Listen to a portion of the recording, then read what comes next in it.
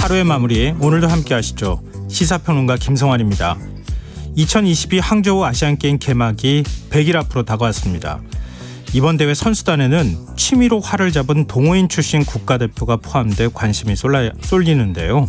더 깊이 들여다보는 인터뷰 시간에 양궁 컴파운드 국가대표 주재훈 선수와 이야기 나누는 특별한 시간 마련했습니다.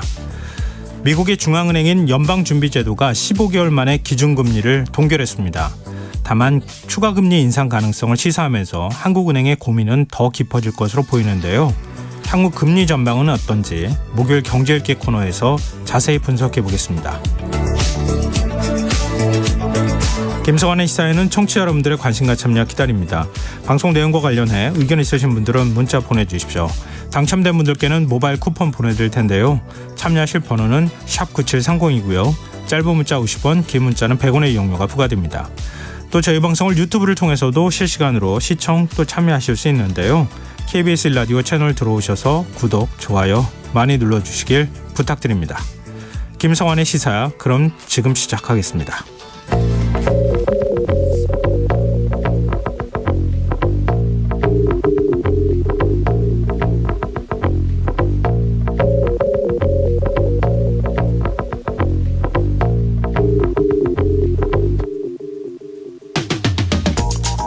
윤석열 대통령의 대선 공약이자 국정과제 가운데 하나였죠. 청년 도약 계좌가 마침내 첫 발을 뗐습니다. 청년 도약 계좌는 만 19세에서 34세 청년이 매월 70만 원씩 5년간 돈을 넣으면 최대 5천만 원의 목돈을 모을 수 있는 정책 금융 상품인데요. 금융당국은 세금 혜택까지 감안하면 최대 연 8% 이상 적금에 가입한 것과 같은 효과를 얻을 수 있다고 강조하고 있습니다. 아마 그래서겠죠. 상품이 출시된 지 6시간 만에 가입자가 5만 명을 훌쩍 넘길 만큼 청년들의 관심이 뜨거운 상황이라고 합니다. 이제 중요한 건 흥행이 정책 성공으로 이어질 것이냐 하는 부분일 겁니다. 당장 결혼과 주거비 마련 같은 삶의 변곡점이 많은 20, 30대가 5년 만기에 적금을 유지할 수 있겠느냐는 우려가 나오는데요. 실제로 지난해 2월 출시된 청년 희망적금의 경우 2년 만기에 9%대의 금리 혜택을 줬지만 중도 해지율이 15.8%에 달하는 것으로 알려져 있습니다.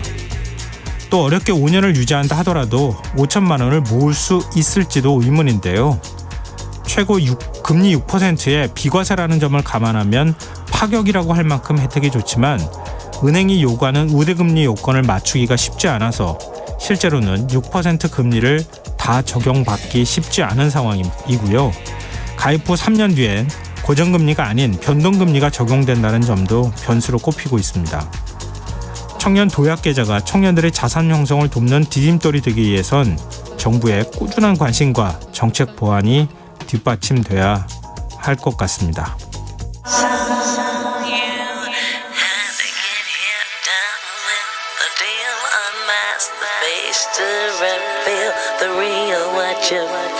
You and your everyday situations, all the unnecessary complications. 오늘 밤 당신 안에 꿈틀거리는 지식 충전 본능이 깨어납니다.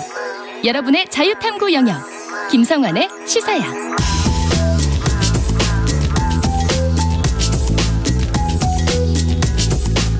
오늘 어쩌던 뉴스 꼼꼼히 정리해드리는 뉴스야 시간입니다. 오늘은 곽재훈 프레시안 기자 나와 계십니다. 안녕하세요. 네, 안녕하세요. 네, 북한이 2달 만에 동해상으로 탄도미사일을 발사했네요.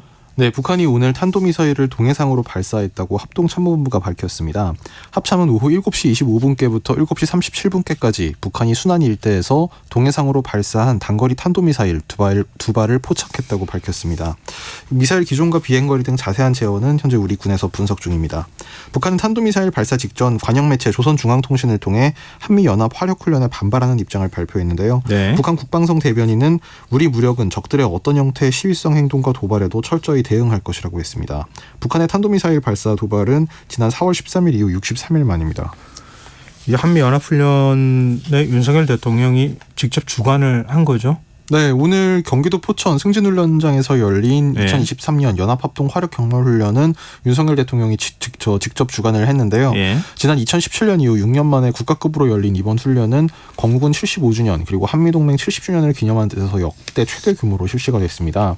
윤 대통령은 훈련 종료 후 연설을 통해 한미동맹의 압도적 위용, 첨단 전력을 보니 국군 통수권자로서 매우 든든하고 흡족하다면서 이 승진훈련장에 대해 동맹 70년의 역사를 상징하는 곳이어서 이 연합훈련을 진행한 것이 의미가 남다르다고 언급했습니다. 오늘 훈련에는 우리 측의 F-35A 전투기와 K9 자주포를 비롯해서 미군의 F-16 전투기, 그레이 이글 무인기 등 첨단 전력 610여 대 그리고 71개 부대 2,500여 명의 한미 장병이 참가했습니다. 그러니까 한미연합 합동훈련에 북한이 자극을 받아서 탄도미사일을 발사했다. 뭐 논리적으로는 그렇게 되는 겁니까? 뭐 북한이 밝힌 입장에 따르면 이제 그렇다고 봐야겠죠. 네, 알겠습니다.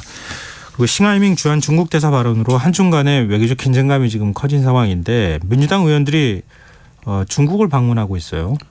네, 더불어민주당 도종환, 박정, 김철민, 유동수, 민병덕 의원 등 7명의 의원이 오늘 오전 이 인천공항을 통해 중국 베이징을 방문했습니다. 예. 이 박정 의원은 출국 전 기자들과 가진 브리핑에서 약 2달여 전 중국 전국인민대표대회 즉 전인대와 티베트 자치구의 문화교류 확대를 위한 국회의원 방중이 요청됐다면서 철저히 문화교류 차원에서 이뤄지는 방중이라고 했습니다. 이 싱하이밍 대사건도 있는데 지금 방중을 하는 것이 맞느냐는 지적이 있는 것도 알고 있다면서 박 의원은 저희도 신 대사 발언은 대단히 부적절한 발언이었다고 생각하고 오히려 그런 발언에 대한 문제점을 지적하고 양국의 우호적 발전 방향을 논의하는 자리가 더욱 필요하다고 방중의 이의를 설명했습니다. 앞서 지난 12일에는 민주당 민생경제위기대책위원회 소속 김태년, 홍익표, 고용진 의원 등 5명이 베이징으로 출국하기도 했는데요. 네. 이와 관련 홍익표 의원은 오늘 아침 KBS 라디오 인터뷰에서 한중 관계 속에서 일어나는 경제적 어려움에 대해 우리 기업들이 좀 와서 중국과 대화를 했으면 좋겠다 이런 여론이 높았고 홍 의원 본인 같은 경우는 자신이 문화체육관광위원장이라서 단체 관광 문제가 중국이 60여 개국 정도를 단체 관광을 허용했는데 네. 우리나라를 리스트에서 제외하고 있는 그런 문제에 대해서 집중 논의를 하기 위해 왔다 이렇게 방중 목적을 밝혔습니다. 네. 국민의힘은 이거 외교 참사를 넘어서 형사처벌 대상이 될 수 있다 이런 비판의 메시지를 내놨네요. 네, 김기현 국민의힘 대표는 오늘 국회에서 열린 최고위원회의에서 외유 한 번 가려고 중국 돈을 받고 나라를 팔아먹는 짓이라고 하면서 외교 참사를 넘어 형사처벌 대상이 될 수 있다고 주장했습니다. 반면 같은 당 윤상현 의원은 오늘 아침 라디오 인터뷰에서 의원 외교는 필요하다. 약속이 돼 있는데 가는 것 자체를 막을 수 없다. 이렇게 지적했는데요. 윤 의원은 대화의 내용이 중요하고 그 대화 내용을 객관적으로 이끌기 위해선 우리 국민의힘 의원들이 같이 가서 한 목소리를 내는 게 좋지 않겠나라면서 오히려 같이 가서 우리 입장을 떳떳하게 당당하게 이해하는 게 옳지 않느냐. 우리 의원들도 갔어야 한다. 이렇게 말했습니다. 네. 민주당 이재명 대표는 6.15 남북 공동선언 23주년 맞아서 정부의 외교 정책을 전면 재검토해야 한다 이런 입장을 밝혔어요. 네, 민주당 이재명 대표는 오늘 6.15 남북 공동선언 23주년을 맞아서 열린 학술회의 인사말에서 현 정권 집권 이후 한반도 평화와 지역 안정의 핵심 축이라 할 수 있는 중국 러시아와의 관계가 급격히 악화되고 있다 이렇게 지적했는데요.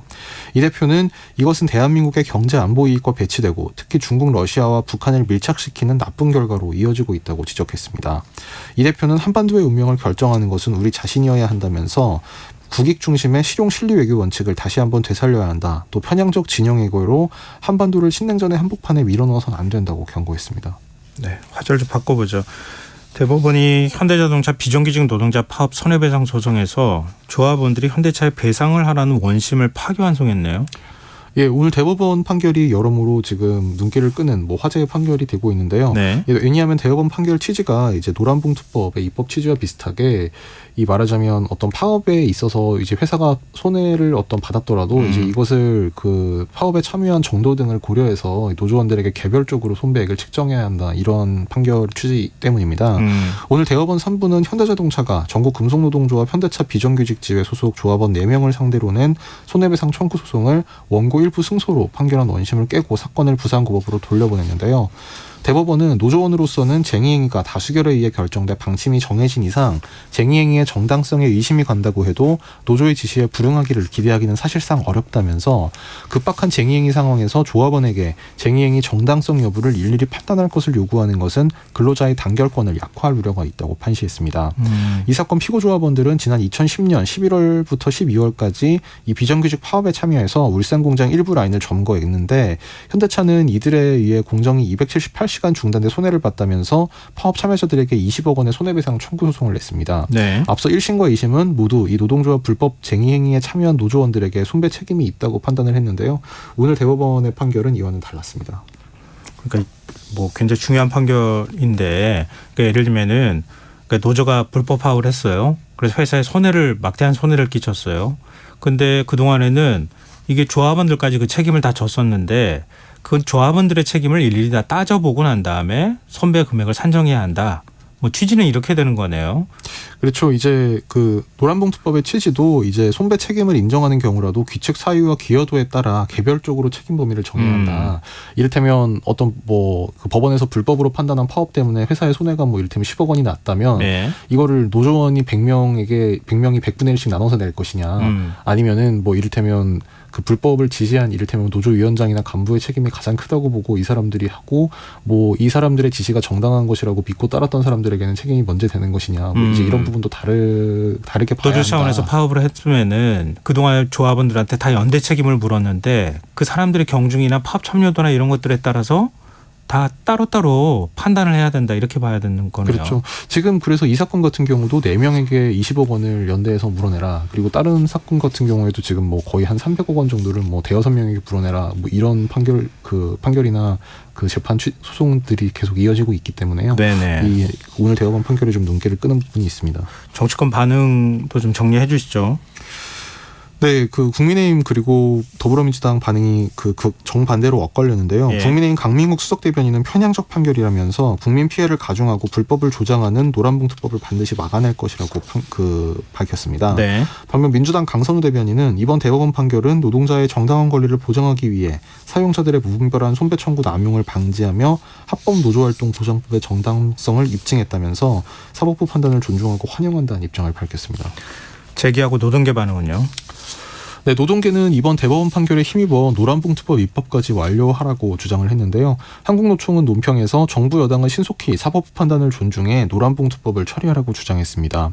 반면 한국경총의 황용현 노동정책본부장은 오늘 연합뉴스의 한 인터뷰에서 손해배상 청구를 원천적으로 제한하는 것과 다를 바 없다면서 대법원 판결이 민법에 부합하지 않는다고 비판했습니다. 이 재판 당사자들이라고 할 수 있는 이 노사 측의 입장도 엇갈렸는데요. 금속노조의 이찬호 수석부위원장, 그러니까 오늘 그 파기환송 판결의 당사자인 금속노조의 간부인데 네. 노동 3권 보장에 대한 사법부 시각이 끝내 변하지 않는 것을 규탄한다면서도 파업은 노동자의 당연한 방어권이다 이 점을 강조했습니다. 현대차는 대법원 판결에 대해 아쉽게 생각한다면서 산업계에 미칠 파장도 우려된다. 판결문을 면밀히 검토해 파기환송심에서 대응하겠다 이런 입장을 밝혔습니다. 네. 그런데 이런 상황에서 당정이 근로자 대표제 개선 방안을 추진해 논란이 되고 있네요. 네, 오늘 그 국민의힘 노동개혁특별위원회에서 뭐 당정 협의가 있었는데요. 네. 이 자리에서 이제 근로자 대표제 제도 개선을 근로시간제 보완 방안과 함께 입법을 추진하기로 의견을 모았다고 이미자 이 노동개혁특별위원회 위원장이 기자들과 만나 밝혔습니다. 이 근로자 대표의 법적 지위 그리고 선출 절차 등을 규정한 법적 장치를 마련하기로 하는 게 이제 오늘 당정 합의의 골자인데요. 네. 이 근로자 대표제라는 거는 노조가 없는 중소기업 또는 영세사업장에서는 사업주가 이제 근로자 대표를 지정해서 이제 말하자면 이들을 대상으로 이제 노사 합의나 이제 이런 것을 진행을 하게 되는데 네. 이 경우에 사업주가 임의로 대표를 지정하면 이제 근로자에게 불리한 합의 등을 하는 경우가 많아서 제도적으로 앞으로 이것을 방지하겠다. 뭐 당정 합의의 취지는 이제 이런 쪽이고요. 이것이 이제 말하자면 노조가 없는 사업장에서 이제 노조의 이제 필요성을 좀 떨어뜨려서 노조의 힘 빼기로 이어지는 거 아니냐. 뭐 일각에선 이런 우려도 있지만 이미자 위원장은 이에 대해서 근로자 대표제는 노조가 없는 데서 하는 것이고 노조 힘 빼기와 상관이 없다. 이렇게 그 선을 그었습니다. 네. 정부가 또 노조 회계 결산을 공시하지 않으면 조합비에 대한 세액 공제를 해주지 않겠다는 방침을 세웠어요. 네, 고용노동부는 노조 회계 투명성 제고를 위한 노동조합법 시행령과 소득세법 시행령 개정안을 오늘부터 40일간 입법 예고한다고 밝혔는데요. 입법 예고 주요 내용은 회계 공시를 요건으로 한 조합비의 세택 공제 혜택 부여, 세액공제 혜택 부여 그리고 노조회계감사원의 전문성 제고를 위한 구체화 등입니다. 노동계 어떤 입장 보이고 있습니까? 예, 한국노총은 논평에서 시행령 개정안의 목적은 노조 협박과 망신 주기라며 이 시행령 개정에 반대하면 노조를 회계 문제가 있는 집단으로 매도해 노동 계약의 포석으로 삼으려는 의도가 드러난다고 비판했습니다. 민주노총도 대통령의 노조 공격 말 한마디로 만들어진 개정안이라면서 위헌 위법적인 개정 시도를 중단하고 입법 예고안을 폐기하라고 촉구했습니다. 네, 지금 여러분께서는 KBS 라디오 김성환의 시사회와 함께하고 계십니다. 계속해서 뉴스야 이어가겠습니다. 일본의 후쿠시마 원전 오염수 방류가 임박했다 이런 보도가 지금 나오고 있는 상황인데요. 우리 정부가 상황 브리핑을 열었는데 앞으로 매일 브리핑한다고요? 네, 정부는 후쿠시마 오염수 방류와 관련 국내에서 불안감이 커지자 오늘부터 1일 브리핑을 열어서 이제 오염수 방류 안전검증 관련 설명을 하겠다 이런 입장인데요. 네. 오늘 브리핑에 나선 박구현 국무조정실 1차장은 오늘 브리핑 때 이 이른바 알프스 처리 후에도 기준치의 최대 2만 배 방사성 물질이 여전히 오염수에서 검출된다 이런 보도가 나온 것과 관련해서 네. 스트론튬 검출치가 일본 배출 기준인 리터당 30베크렐에 14,400배이고 한국 배출 기준 리터당 20베크렐에 21,650배에 해당하는 것은 사실이라고 인정을 했습니다.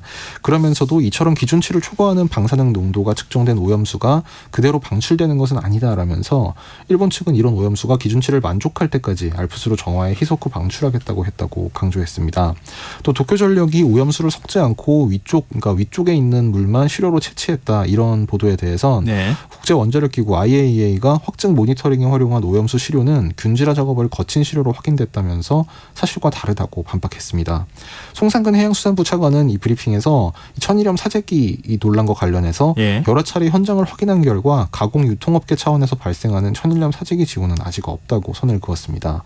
또 허균영 일본 정부의 후쿠시마 오염수 TF 기술검토위원장은 불확실성을 아무리 감안해도 해양 터널을 통해 나온 삼중 수소가 우리 관광에 미칠 수 있는 범위에 들어올 것으로 생각하는 것은 어렵다면서 언론에서 다루는 유기결합 삼중 수소도 건강에 어떤 영향이 있을 것으로 생각하기 어렵다고 했습니다. 오염수 방류가 얼마 남지 않기는 않은가 보다 이런 생각이 좀 드는데요. 야당 의원들이 최근 어민들의 피해를 지원하자 그러면서 오염수 특별법을 발의했는데 정부 여당은 좀 부정적인 입장이네요. 네, 이게 그러니까 민주당이 지난 12일에 오염수 방류로 피해를 본 어민을 지원하고 피해 지역을 특별 재난 지역으로 선포하자 이제 이런 내용을 골자로 하는 원전 오염 처리수 해양 방류에 따른 피해 어업인 지원 및 해양 환경 보건 등에 관한 특별법이라는 법안을 만들어서 지금 발의를 했는데요. 네. 이에 대해 오늘 국민의힘 여당에서 비판이 나왔습니다. 김기현 대표는 오늘 아침 최고위원회의 때 어민들의 피해는 민주당발 가짜뉴스, 선전선동에서 비롯된 것인데 그 피해를 세금으로 메꾸자고 한다면서 야당의 규탄대회 개최에 대해 휴가철을 앞두고 전국을 유랑하면서 어민 생계를 위협하고 수산업 상인들의 여름철 대목 장사를 망치고 있다고 주장했습니다. 김기현 대표 오늘 회 먹으러 갔다 오고요. 네, 오늘 김기현 대표가 마침 취임 100일이었는데요. 네. 당 지도부가 일종의 회식 비슷하게 100일 기념 이제 만찬 행사를 가졌는데 장소를 노량진 수산시장으로 가가지고 이제 상인들을 면담하고 저녁 만찬 메뉴를 생선으로 했습니다. 그러면서 생선 많이 먹기 캠페인을 하자 이런 말을 하기도 했습니다. 알겠습니다. 자, 민주당은 다음 주 월요일부터 1일 질문 브리핑을 연다고요? 네, 이제 정부의 1일 1브리핑 방안에 대해서 이제 민주당에서는 좀 오늘 브리핑 내용이 부실했다면서 1일 1 질문을 하겠다고 맞섰는데요. 민주당 이소영 원내대변인은 정부가 오늘부터 후쿠시마 오염수 방류 상황에 대해 1일 브리핑을 시작한 것은 지금이라도 국민과 소통하는 노력을 하는 것은 다행이고 1일 브리핑 시작을 환영한다면서도 오늘 첫 번째 브리핑을 보면 많은 국민들은 실망감과 절망을 느꼈다고 꼬집었습니다. 이 대변인은 정부는 더 많은 국민의 질문을 듣고 더 투명하게 답변해야 한다면서 민주당은 국민들의 의구심과 불안을 해소하기 위해 1일 1 질문 브리핑을 다음 주 월요일부터 시작하겠다고 밝혔습니다. 네, 알겠습니다. 앞에 잠시 얘기 나왔지만 국민의힘 김기현 대표가 오늘 취임 100일을 맞았는데 100일을 맞아서 혁신안을 발표했어요.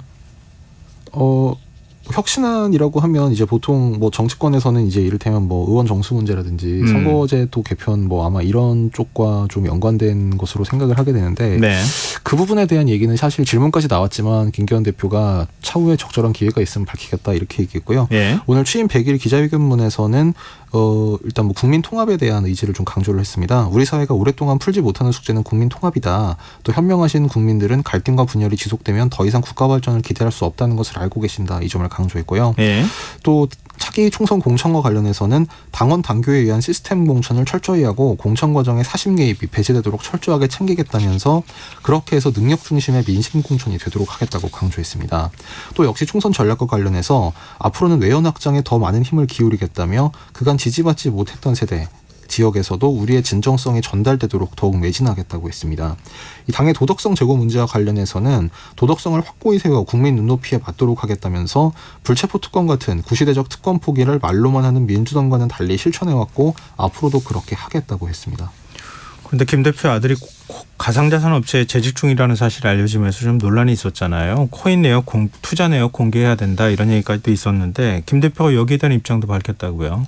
이거는 이제 그 기자회견문을 읽은 뒤에 그 기자들과 질의응답을 주고받았는데 이때 질의응답 과정에서 아들의 가상화폐 보유 논란이 있다 이런 질문이 나오니까 김 대표가 이렇게 되물었습니다. NFT가 코인이냐 이렇게 되물었는데요. 네. 이어서 이달 30일까지 국회의원 본인의 가상자산 보유 현황 또 거래 내역 등을 신고 공개하도록 되어 있는 것 관련해서 이 아들의 그 보유 현황도 같이 공개할 생각이 있느냐 이렇게 묻자 국회법을 여야가 합의해서 한 것으로 안다면서 그 법 절차에 따라 이행할 것이다라고만 했습니다. 이 답변을 놓고는 사실상 공개하지 않겠다는 입장을 밝힌 거 아니냐 이런 해석이 나왔습니다. 민주당 향해서 공세를 펼치던 거하고는 조금 좀 톤이 다른 느낌은 있기는 있는데요. 좀 지켜보고요.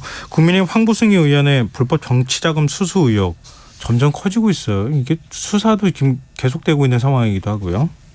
네, 오늘 황보승희 의원이 SNS에 올린 글이 정치권 그리고 뭐 그 부산 지역 정가에서 좀 상당히 논란 내지는 화제가 됐는데요. 네. 황보승희 의원은 오늘 저는 가정폭력 피해자라면서 저에게 복수하려는 전 남편의 일방적 주장을 토대로 경찰이 1년 넘게 수사를 하고 있다는 주장을 폈습니다. 이거 가정폭력의 피해자라고요? 예, 그러니까 황보 의원이 뭐 관련해서 지금 뭐 이를테면 그 전 남편과의 이혼 관련해서 뭐 그 부적절한 관계가 뭐 있었다. 그러니까 혼인 관계를 유지하는 상황에서 지금 내연남이 있는 상황이었었던 거잖아요. 그러니까 황보 의원은 지금 2020년 총선까지는 지금 전 남편과 결혼한 상태였고 이후 2021년에 이혼을 한 걸로 알려지고 있는데요. 네. 그 황보 의원은 오늘 SNS에 올린 글에서 저는 가정폭력 피해자라면서 국회의원이 되고 용기 내 이혼을 하자고 했을 때 저와 부모, 동생에 대한 폭행과 폭언, 협박이 더 심해졌다. 또 재산분할 등으로 본인이 챙길 걸 다 챙긴 후에 5일 만에 당해 저를 제보했고 탈당하지 않으면 계속해서 괴롭힐 거라고 협박했다. 이렇게 주장했습니다. 네. 또 70살 되신 친정 어머니에게 선풍기를 던지고 주먹으로 때려 온몸이 피멍들게 했다. 친정집을 부쉈다. 이런 폭로도 했는데요. 이와 관련해 이제 자신이 받고 있는 그 불법 정치자금 수수 의혹은 전 남편의 일방적 주장이다. 이렇게 호소를 했습니다. 네. 앞서 부산경찰청은 지난해 4월 한 시민단체 고발에 따라서 같은 해 6월 지방선거를 앞두고 황보 의원이 지역구 구의원과 시의원들로부터 공천 대가로 금품을 수수했다는 의혹 수사에 착수한 상태인데요. 경찰은 황보 의원의 전 남편을 참고인 신분으로 조사했고 이 전 남편은 당시 황보 의원에게 돈을 건넨 이들의 이름과 금액을 기록해둔 명부사본을 경찰에 제출한 걸로 알려졌습니다. 지금 그 내연관계를 유지했다고 하는 건설업체 대표가 그 사실을 사실상 인정하고 관계를 가졌을 그 시절에 뭐 서울에 있는 아파트를 제공하고 뭐 목걸이나 이런 거 명품을 사주고 뭐 했다 이런 얘기들을 스스로 하고 있는 상황이잖아요. 이 부분에 대해서도 경찰이 좀 조사를 하고 있으리라 이런 생각이 좀 드네요. 자, 민주당은 황보승희 의원을 국회 윤리특위에 제소를 했어요. 네, 민주당은 오늘 국회 윤리특위에 이제 황보승희 의원에 대한 징계안을 그 의원과를 통해 제출을 했는데요. 네. 앞서 어제 최고위원회를 통해서 이제 결정한 대로의 결정이었고, 오늘 이제 그 가정폭력 관련 황보 의원의 주장과 관련해서는 이소영 원내대변인이 가정폭력 관련 주장은 사실이라면 안타까운 일이라면서도 제기된 의혹이 단순히 전 남편에 의해서만 제기된 것이 아니라 후원자라고 한 그분의 진술을 통해 있는 의혹도 다양하다. 안타까운 측면을 고려해야겠지만 국회의원, 공직자로서 중대 문제에 대한 의혹을 해소해야 한다고 부연했습니다. 그러니까 지금 전 남편이라는 사람하고 내용 관계였다는 사람 양쪽에서 지금 폭로를 하거나 주장을 하고 언론 보도가 이루어지는 상황이어서 참 이게 헷갈리기도 하는 것 같습니다. 사실관계가. 그럼 민주당이 당의 쇄신 작업을 이끌 혁신기구 수장에 김은경 한국외대 법학전문대학원 교수를 임명했어요. 네, 지난 5일 이래경 다른백년 명예이사장의 이 임명 당일 사태 파동 이후에 열흘 만인데요. 이 당혁신기구 수장에 외부 인사인 김은경 한국외대 법학전문대학원 교수가 임명됐습니다. 민주당 권칠승 수석대변인은 당혁신을 위한 기구 설치에 대한 의결이 오늘 비공개 최고위에서 있었다면서 만장일치로 김은경 교수를 위원장으로 정했다고 전했습니다. 향후 명칭이나 과제, 역할 구성은 혁신기구에서 논의할 예정이고 지도부는 그 결과를 전폭적으로 수용할 예정이라고 권 대변인은 덧붙였습니다. 네. 일단 임명은 했고 그 다음에 또 다른 논란이 있을 수 있으니까 그럼 지켜보죠. 자, 뉴스야 여기까지 하겠습니다. 지금까지 곽지영 프레시안 기자였습니다. 고맙습니다. 감사합니다.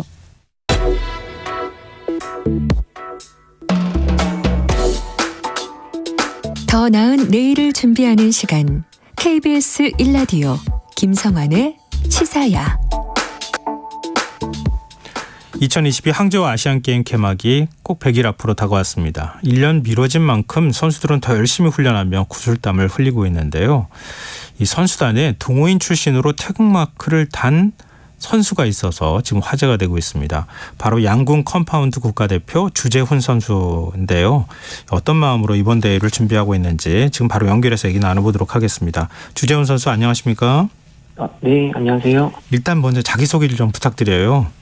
네, 안녕하십니까. 2023년 양궁 컴파운드 국가대표 한국수력원자력 소속 주재훈입니다.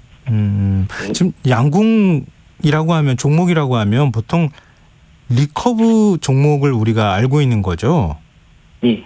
근데 말씀하신 대로 네. 양궁 컴파운드는 처음 들어본다고 하시는 분들이 많을 것 같아요. 이게 어떤 종목입니까?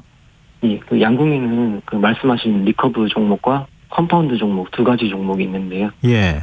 보통 크게 보면은 리커브 종목은 활줄이 1개이고 길이가 저희 컴파운드 종목보다 길고 기계적인 요소가 적어서 그 선수의 기량과 기술이 많이 요구되는 종목입니다. 네. 그리고 관역과의 거리는 70m 경기로 치러지고요. 반면에 컴파운드 활 같은 경우는 활줄이 총 3개로 이루어져 있고 활 양 끝단에 캠이라는 도르래 형상의 장치가 달려 있어서 예. 끝까지 당겼을 때 당기는 힘이 3분의 1 수준으로 줄어들게 됩니다.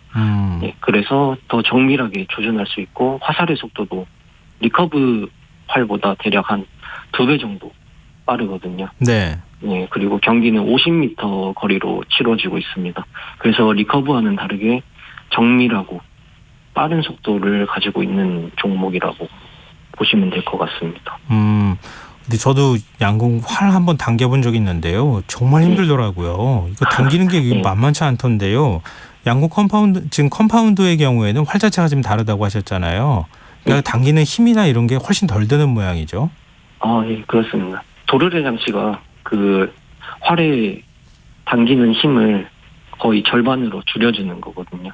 그래서 어떻게 보면은 동호인 입장에서는 더 입문하기 쉽고 다루기 쉬울 정도로 정확도가 좋다 이렇게 말씀드리면 되겠네요.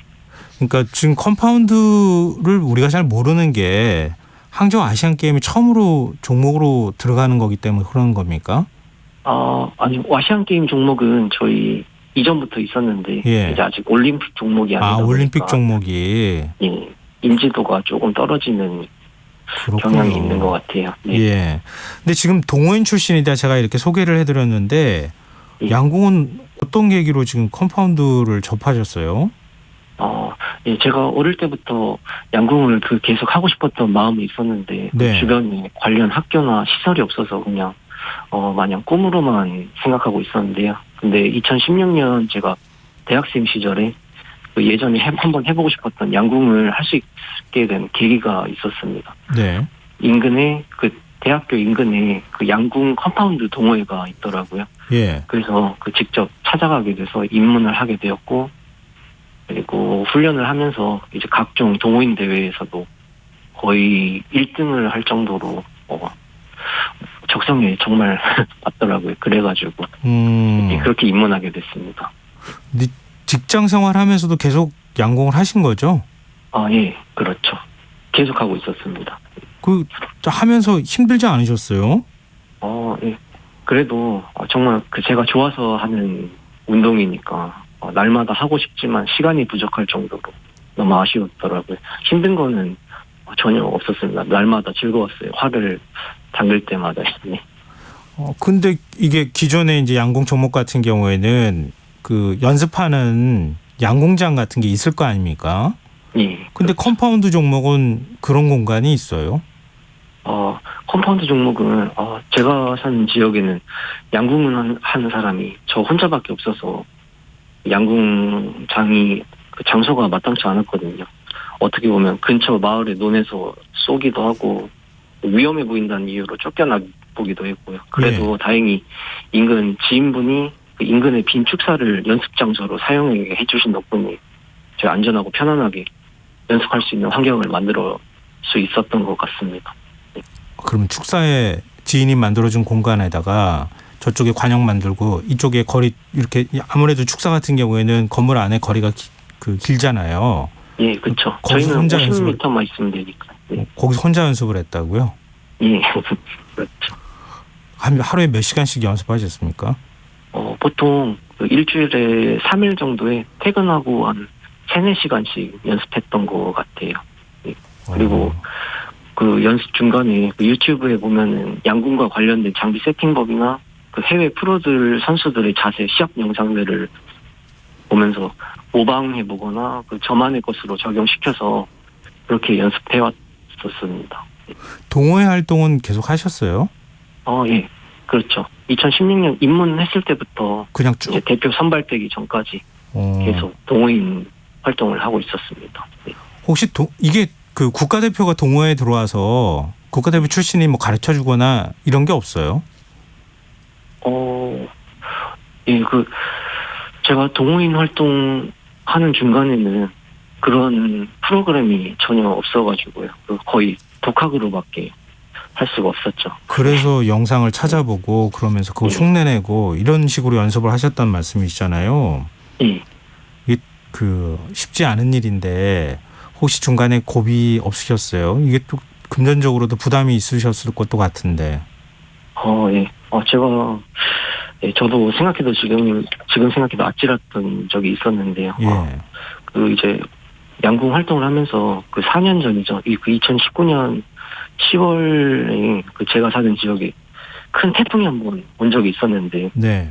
강수량이 거의 하루에 530mm 정도로 큰 비가 내렸었어요. 근데 그때 마침 저희 축사에 마련한 양궁장 지역이 큰 수해가 한번 또 입어가지고 양궁 장비를 보관하고 있던 컨테이너가 통째로 떠내려갔었거든요. 예. 그때가 마침 출전 예정이었던 전국체전 전날이었는데 사실 이때만 해도 할 만큼 했으니까 이제 포기하려고 했었거든요. 예. 그런데 마침 다른 장비는 다 떠내려갔는데 신기하게 관영만큼은 딱 멀쩡히 서 있는 거예요. 그래서 그걸 보고 아직 포기하긴 이르다는 뜻이 아닐까라는 생각을 해서 이제 저희 아내에게 이렇게 사정을 한번 말했더니 아내도 포기하지 말고 응원해주고 떠내려간 양궁 장비도 다시 새 거로 다시 마련해줘서 이렇게 새롭게 다시 시작해서 이렇게 국가대표 선발까지 되지 않았나 싶습니다. 네. 그게 저 장비라는 게 손에 익어야 되잖아요. 지금 전국체전 출전 전날에 지금 활이 다 떠내려갔다는 거잖아요, 장비가. 근데 새로 사가지고 출전이 가능합니까? 어떻게 보면 적응할 시간이 정말 부족했는데 그래도 결과는 괜찮았어요. 다행히. 단체전 아마 그때 전국체전 3등 했던 걸로 기억하거든요. 수상은 했으니까 어떻게 급하게 마련했지만 적응을 잘했다라는 생각이 들었습니다. 대단하시네요. 쏠 수 있어야지 나갈 수 있기 때문에. 그렇죠. 그때 포기 안 하신 건 천만다행이다. 잘하셨다 이런 생각이 좀 드는데요. 지금 우리나라 양궁 국가대표는 세계대회에 나가가지고 메달 따는 것보다 국가대표 선발전이 더 힘들다 그러잖아요. 예, 그렇죠. 컴파운드도 그렇습니까? 예. 정말 치열할 정도로 선발 과정이 까다로웠습니다. 컴파운드는 총 한 3번의 선발 과정을 거치는데요. 1차에 5일 동안 8명의 국가대표를 선발하고 거기서 끝이 아니고 2차 평가전, 3차 평가전까지 거쳐서 총 20일 기간 동안 끊임없이 서로 경쟁을 거쳐서 이제 아시안 게임 엔트리 4명의 국가대표를 선발하게 됩니다. 지금 컴파운드는 선수층이 좀 두텁습니까? 어느 정도 됩니까? 리커브에 비해서는 약간 저조한 편이 아닌가 싶은데요. 그래도 이제 저희 컴파운드 종목도 올림픽 종목이 되지 않을까라는 생각을 하시더라고요.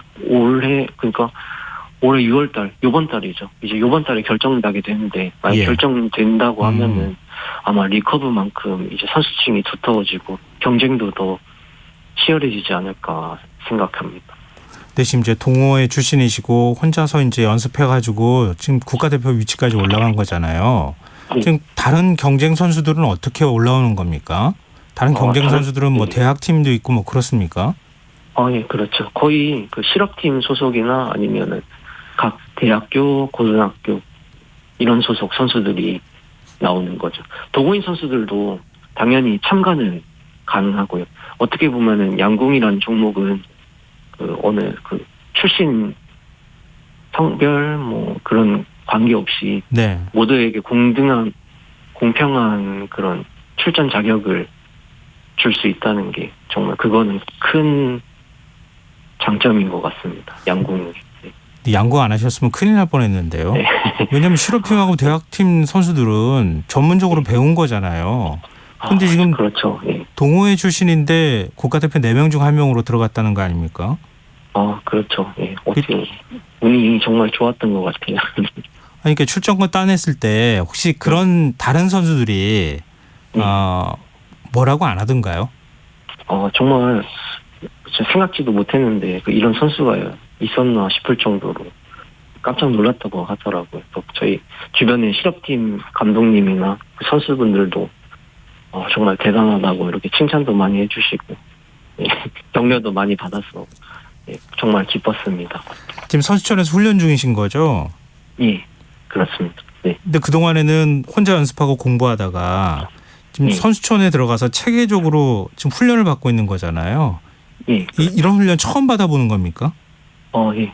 제가 3월 25일부터 입촌해가지고 현재까지 훈련하고 있는데 제가 혼자 연습해왔던 부분과 굉장히 많이 다르더라고요. 부끄럽지만 새로 배워야 할 만큼 그 국가대표 선수분들의 기초적인 자세나 장비 튜닝 방법의 수준이 굉장히 높다는 거를 좀 체감하게 되었고요. 네. 특히 올해는 저희 리오 와일드라는 전설적인 양궁 컴파운드 챔피언 선수이신 분을 감독으로 영입을 하셔서 정말 많은 도움을 받았습니다. 국가대표 선발되기 이전에도 유튜브에서만 보던 그런 선수분이었는데 이렇게 선수촌에서 직접 코칭을 받고 활동할 수 있다는 게 정말 꿈만 같습니다. 이게 뭐 모든 선수들의 바람이 태극마크 다는 거니까요. 그렇기도 하고 또 그동안에 이런 훈련들을 체계적으로 안 받으셨으니까 모든 걸 다시 시작해야 되는 심정이 이해가 되는데요. 아시안게임 출전하시잖아요. 목표가 어떤 겁니까? 메달입니까?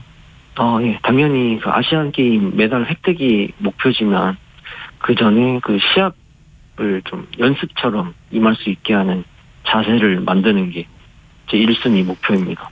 올해 국가대표 선발이 된 이후에 해외 대회를 한 2개 정도 뛰어보았는데 생각보다 긴장이 너무 많이 되더라고요. 그래서 연습 때만큼의 기량을 발휘하기가 쉽지 않아서 남은 기간 동안 시합 중 긴장을 해소할 수 있는 방법을 마련해서 이제 앞으로 있을 아시안 게임에서도 그대로 그 감을 적용해서 최고의 결과를 가져올 수 있도록 그렇게 하는 게 제 목표입니다. 꼭 그 꿈 꼭 이루셨으면 좋겠고요. 저희도 항저우 아시안 게임 중계할 때 컴파운드 종목에 대해서도 관심 더 많이 갖고 주재훈 선수 활약하는 거 지켜보도록 하겠습니다. 오늘 인터뷰 고맙습니다. 예, 감사합니다. 지금까지 양궁 컴파운드 국가대표 주재훈 선수였습니다.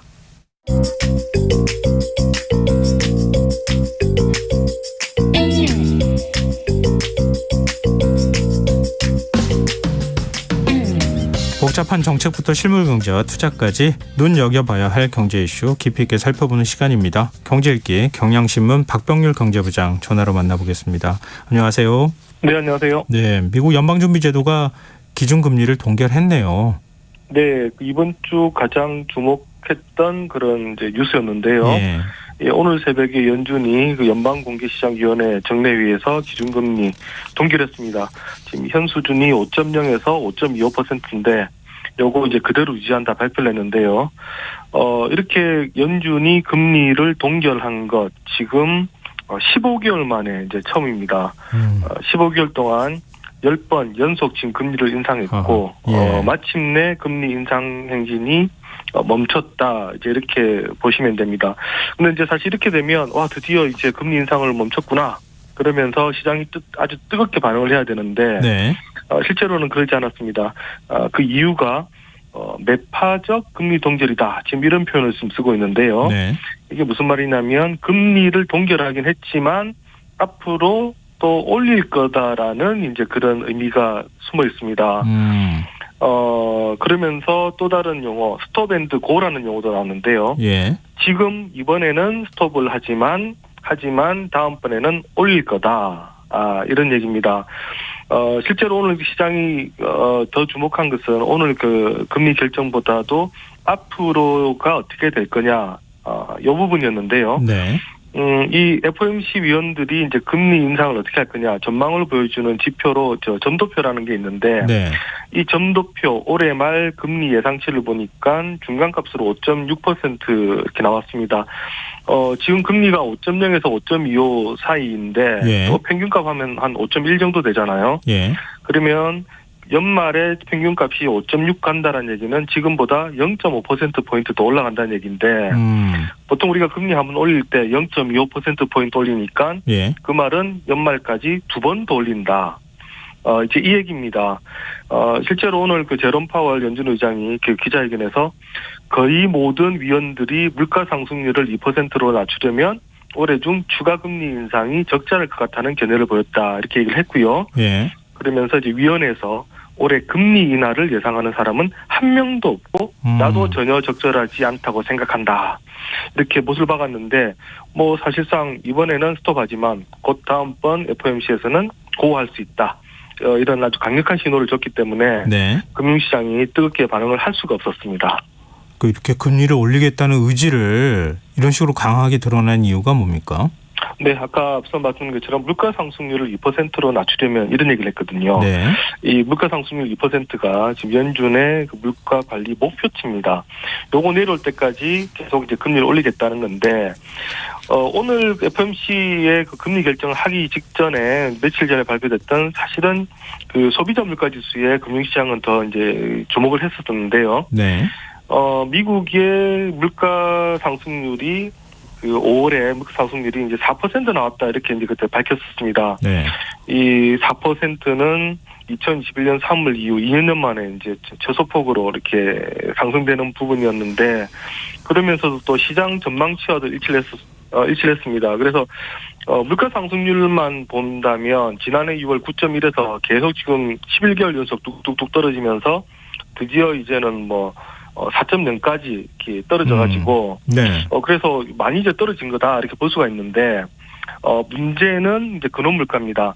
에너지라든가 식품같이 이제 일시적으로 물가 상승이 심할 수 있는 요걸 제외한 근원 물가 지수를 보니까 여전히 5.3%로 높았더라. 그리고 심지어 지난달과 비교를 해봐도 0.4% 상승했다. 이 얘기인데, 이 근원 물가 지수가 높으면 앞으로 물가가 계속 높을 거다라는 이런 어떤 기대 물가 심리가 높아집니다. 그래서 향후에도 계속해서 물가가 높을 가능성이 큰데요. 이제 이러다 보니까 파월 의장도 아직 근원 물가 지수의 그 인플레이션, 여기서는 이제 큰 진전이 이루어지지 않고 있다. 이런 얘기를 했습니다. 그러면서 인플레이션이 고착화되는 것을 우리는 용인할 수 없다. 이런 얘기를 했는데, 예. 이제 결국 그러면서 이제 결국은 이제 금리를 추후에 더 올리겠다. 지금 계속 이런 지금 얘기를 하고 있는 겁니다. 근원 물가라고 계속 말씀하셨는데요. 근원 물가에는 네. 어떤 것들이 들어갑니까? 우리 보통 뭐 어떤 상품이라든가 뭐 아니면은 그 임금이나 뭐 이런 것들 얘기들 많이 하잖아요. 네, 그거 다 들어갑니다. 일단은 그 에너지랑 식품을 제외한 나머지 네. 물가 지수라고 보면 되는데요. 그러니까 우리가 이제 그 에너지 같은 경우는 그때 매번 이제 어떤 수급에 따라 가지고 가격이 예상치 못하게 뛸 수가 있지 않습니까? 그렇죠. 예. 식품도 마찬가지로 뭐 갑자기 뭐 가뭄이 온다든가 홍수가 오면 물가의 어떤 기조랑 상관없이 갑자기 뛸 수가 있습니다. 그럼 보통 이제 이런 것들 때문에 물가 지수가 왜곡이 되는데요. 요 부분을 제외한 나머지 아까 말씀 주택이라든가 뭐 일반 외식 물가라든가 교육비라든가 이런 것들은 다 이제 근원 물가에 들어가는데 네. 여기에 이제 일반적으로 봤을 때 사람들이 향후에 물가가 오르겠구나, 물가가 내리겠구나 판단할 수 있는 기준이고요. 근데 이제 갑자기 에너지나 식품 같은 경우는 이제 들어오면 뭐 갑자기 사우디가 기름을 뭐 감산하겠다 이러면 또 확 될 수가 있기 때문에 네. 그래서 이제 요것을 제외한 물가를 근원 물가다 이렇게 보시면 될 것 같습니다. 네. 근데 시장 반응은 좀 실망스럽다는 쪽일 것 같은데요. 다 왔다 생각했는데 아직 아니다. 네. 이렇게 얘기했으니까. 네. 그럼에도 불구하고 시장은 설마 연준이 2번 올리겠어. 지금 여기에 또 좀 찍혀 있습니다. 그래요? 네, 네. 지금 아까 말씀드린 것처럼 파월 의장은 연말까지 우리 2번 올릴 거야. 예. 금리를 인하하는 것은 상상도 하지 마. 지금 이렇게 얘기를 했는데 네. 그게 아니라 시장 전문가들은 올리겠지 하지만 올려도 7월 달에 한 번 정도 이상은 못 올릴 거야. 지금 또 시장을 이렇게 보고 있습니다.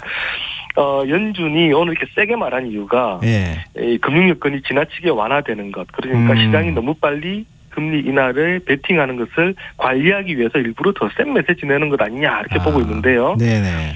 캐나다 최대 은행인 그 캐나다 왕립은행의 이제 코멘트를 보면 지금까지의 긴축 효과 등으로 보면은 연준이 미국의 그 경제 전망 달성이 쉽지 않을 것으로 보인다. 그래서 아마 7월 0.25%포인트 추가 인상으로 최종 금리 수준에 도달할 거다 이렇게 얘기를 했습니다. 네. 이 말은 무슨 말이냐면 지금 뭐 미국 경기가 좋다고는 하지만 지금 성장률을 보니까 원하는 만큼 성장을 하기 힘든데 그렇다면 계속해서 금리 인상을 못하지 않겠느냐. 그래서 물론 한 번은 더 올리겠으나 그러나 연말에 한 번 더 올릴 일은 없을 것이다. 이렇게 지금 내다보고 있다는 얘기고요. 이 캐나다 최대은행인 그 캐나다 왕립은행뿐만 아니라 주요 IB라든가 그리고 애널리스트들도 지금 현재로는 한 번 정도가 아마 맥시멈일 거다. 지금 이렇게 지금 보고는 있는 것 같습니다. 다 왔다 그러고 나니까 저쪽 한쪽에서 고기 막 굽고 있는데 그렇게 하면 시장 기대 이미 시장이 먼저 앞서 나가면 안 되니까 시장 기대를 자꾸 깨는 쪽으로 지금 가고 있는 거 아닌가 그런 생각이 드는데요. 네, 그 치열한 눈치 작전이라고 그렇죠. 기싸움이라고 보시면 됩니다. 네. 네. 그럼 지금 이제 우리 하나는 고민스러울 수밖에 없을 것 같은데 일단 한미 간 금리 격차 더 벌어질 수도 있는 겁니까? 네, 일단 뭐 무조건 한 번 이상은 올리는 걸로 지금 보고 있기 때문에 네.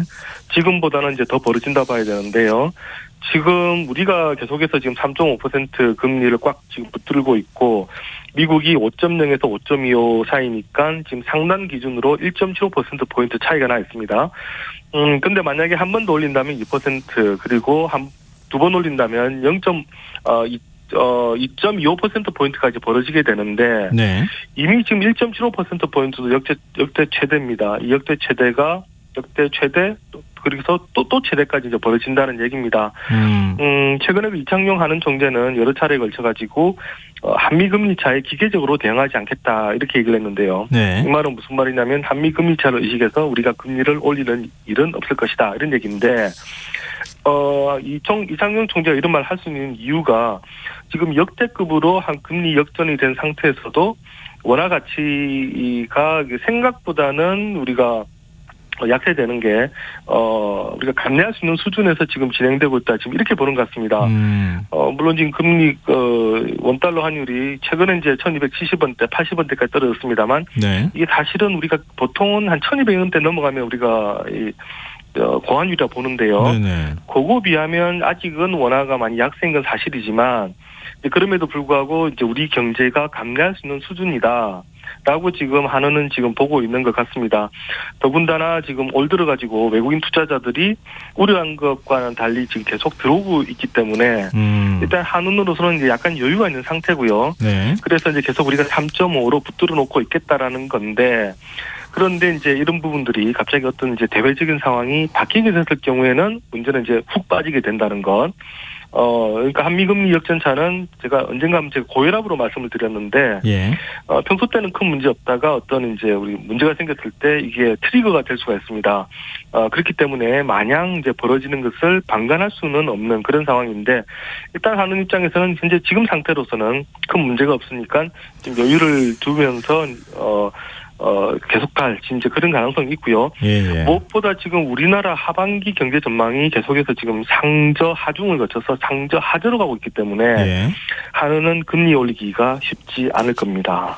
물론 경제를 생각할 때, 경기를 생각할 때는 그럴 수 있겠는데 국민들이 감당해야 될 그 부담이라는 거 생각하면 수입 물가가 너무 높아지니까요. 그렇죠. 그거 좀 걱정인데 지금 미국도 기준금리 동결하고 우리 한국은행도 계속 금리 동결하고 있는 상황인데 주택담보대출 금리는 오르는 것 같아요. 이건 왜 그럽니까? 네, 우리가 특히 이제 은행 주택담보대출 같은 경우는 이제 금리의 지표가 되는 걸 저희가 코픽스라고 하는데요. 네. 이 코픽스는 국내 8개 은행이 이제 조달한 그 자금의 이제 가중평균 금리인데, 그러니까 이제 은행들이 그 자금을 조달할 때 줬던 그런 금리입니다.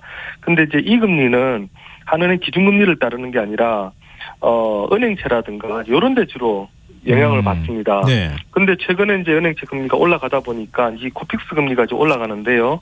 오늘 지금 지난 5월 신규 취급의 기준 코픽스가 보니까 3.56이다 이렇게 은행연합회가 공시를 했는데 네. 이게 전달보다 0.12%포인트 올랐습니다.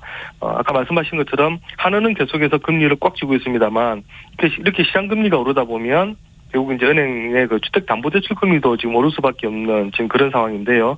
그러다 보니까 아마 16일부터 주요 은행들의 주택담보대출 금리는 또 올라갈 것 같습니다. 그 은행채가 올라간다는 거 어떻게 해석해야 돼요? 뭐 여러 가지가 있는데 지금 하나는 지금 그 유동성 커버리지 비율이라고 해서 이 규제가 있는데요. 이걸 현재 지금 정부가 유예를 해주고 있습니다. 네. 이게 그 유동성 커버리지 비율이라는 게 뭐냐면 향후 1년간 그 순현금 유출액에 대한 고유동성의 그 자산 비율, 즉 그 쉽게 말씀드려서 현금화하기 쉬운 자산의 그 최소 의무 비율인데요. 네네. 은행들이 이걸 좀 많이 가지고 있어야 되는데 요거 지금 살짝 지금 낮춰놨습니다. 그러니까 당장 쓸 현금을 많이 안 갖고 있어도 된다. 우리가 좀 봐줄게. 정부가 지금 이런 상태인데 규제 유예가 이제 이달 말에 끝나다 보니까 은행 입장에서는 지금 빨리 또 현금을 마련을 해야 됩니다. 그렇죠. 보니까 자금 조달을 해야 되는 상황이니까. 네, 그러다 보니까 은행채를 더 발행하게 되고요. 그렇군요. 그러다 보니까 시장에서 시장금리가 올라간 겁니다. 이게 계속 또 영향을 미칠 수밖에 없는 상황이다. 자, 이건 좀 걱정스러운 부분이네요. 자, 오늘 경제 읽기 여기까지 하겠습니다. 지금까지 경향신문 박병률 경제부장이었습니다. 고맙습니다. 네, 감사합니다. 김성환의 시사일 1부 순서 여기서 마무리하겠습니다. 저는 11시 정각 2부에 다시 오겠습니다.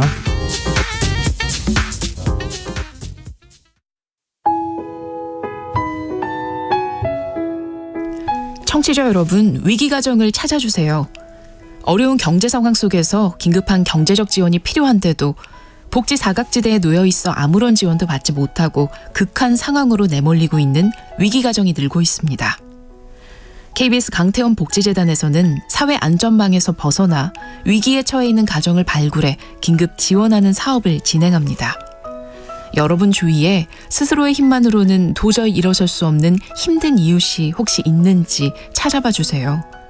우리 사회의 건강한 구성원으로 신속히 복귀할 수 있도록 KBS 강태원 복지재단이 작은 힘을 보태겠습니다. 여러분의 제보 전화를 기다립니다.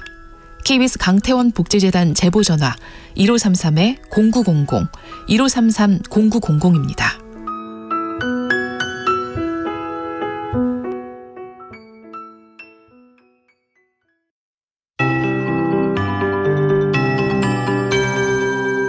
KBS 58분 날씨. 내일은 전국이 대체로 맑겠습니다. 아침까지 강원 산지와 충청권, 전라 내륙과 전남 서해안에 가시거리 200m 미만의 짙은 안개가 끼겠습니다.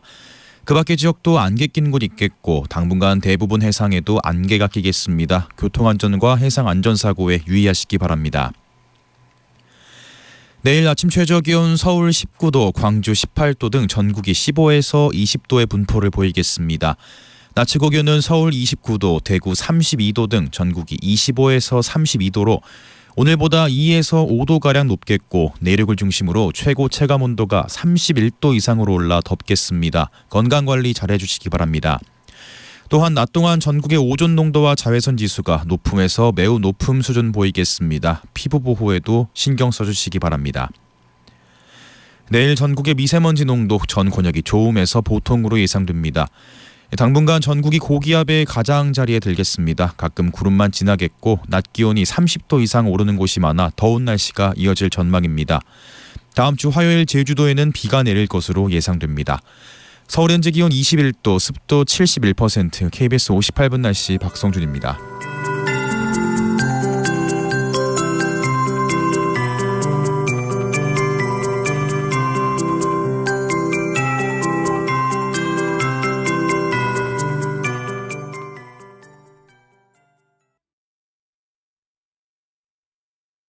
정성을 다하는 국민의 방송 KBS가 11시를 알려드립니다. AM 711kHz, FM 97.3MHz, KBS 1라디오입니다. HLKA.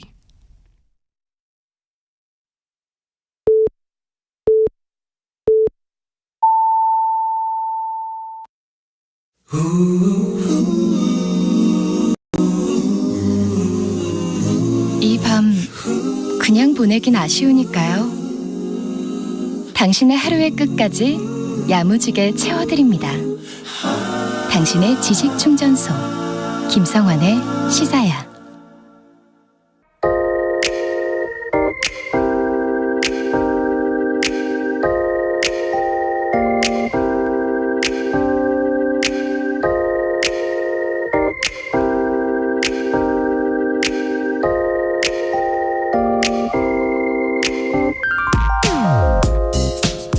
자세히 보아야 예쁘다. 오래 보아야 사랑스럽다. 너도 그렇다. 나태주 시인의 시 풀꽃이 저절로 생각나게 한 사람이 오늘 있었습니다. 바로 어제 국회 대정물 질문에 나섰던 국민의힘 김예지 의원입니다. 김 의원은 시각장애인 비례대표입니다. 본회의장 발언 때 시각장애인이 안내견과 함께 옳은 것만으로도 뜻깊은 일이었지만 장애인 정책에 대한 질의가 끝나고 잠시 숨을 고른 뒤 내놓은 그의 마무리 발언은 듣는 이들에게 큰 울림을 주기에 충분했습니다. 빼고 더할 것이 없기에 그대로 옮겨 전해드립니다. 코이라는 물고기가 있습니다. 환경에 따라 성장의 크기가 달라진다는 코이의 법칙으로도 알려져 있습니다. 작은 어항 속에서는 10cm를 넘지 않지만 수족관에서는 30cm까지, 그리고 강물에서는 1m가 넘게 자라는 그런 고기입니다. 아직도 우리 사회에는 사회적 약자와 소수자들의 기회와 가능성, 성장을 가로막는 다양한 어항과 수족관이 있습니다. 이러한 어항과 수족관을 깨고 국민의 기회의 균등 속에서 재능을 마음껏 발휘할 수 있도록 정부가 더욱 적극적으로 강물이 되어주시기를 기대하면서 저 또한 우리 사회의 소외된 분들을 대변하는 공복으로서 모든 국민이 당당한 주권자가 될 수 있도록 최선을 다하겠습니다. 연설 동영상을 보면서 뭉클한 감동이 밀려오는 느낌을 받은 적이 있던가. 진심을 담아 자신을 국민을 섬기는 공복이라 말하는 의원을 본 게 언제였던가. 몇 번이고 동영상을 돌려보며 생각이 깊이는 깊어졌고 그럴수록 마음속에서 뭉클한 감동이 밀려오는 걸 느꼈습니다. 김 의원의 연설이 있던 어제 전국 장애인 부모연대는 가장 낮은 곳에서 온몸을 내던지는 오체투지 행진을 벌였습니다. 언제까지 이들은 누구나 누려야 할 평등한 권리를 요구하며 절규해야 하는 걸까요? 코이란 비단잉어처럼 스스로 신체를 옥죄지 않고 살아갈 수 있도록 너른 강물이 되어줄 수는 없는 걸까요? 지금까지 오늘의 발견이었습니다.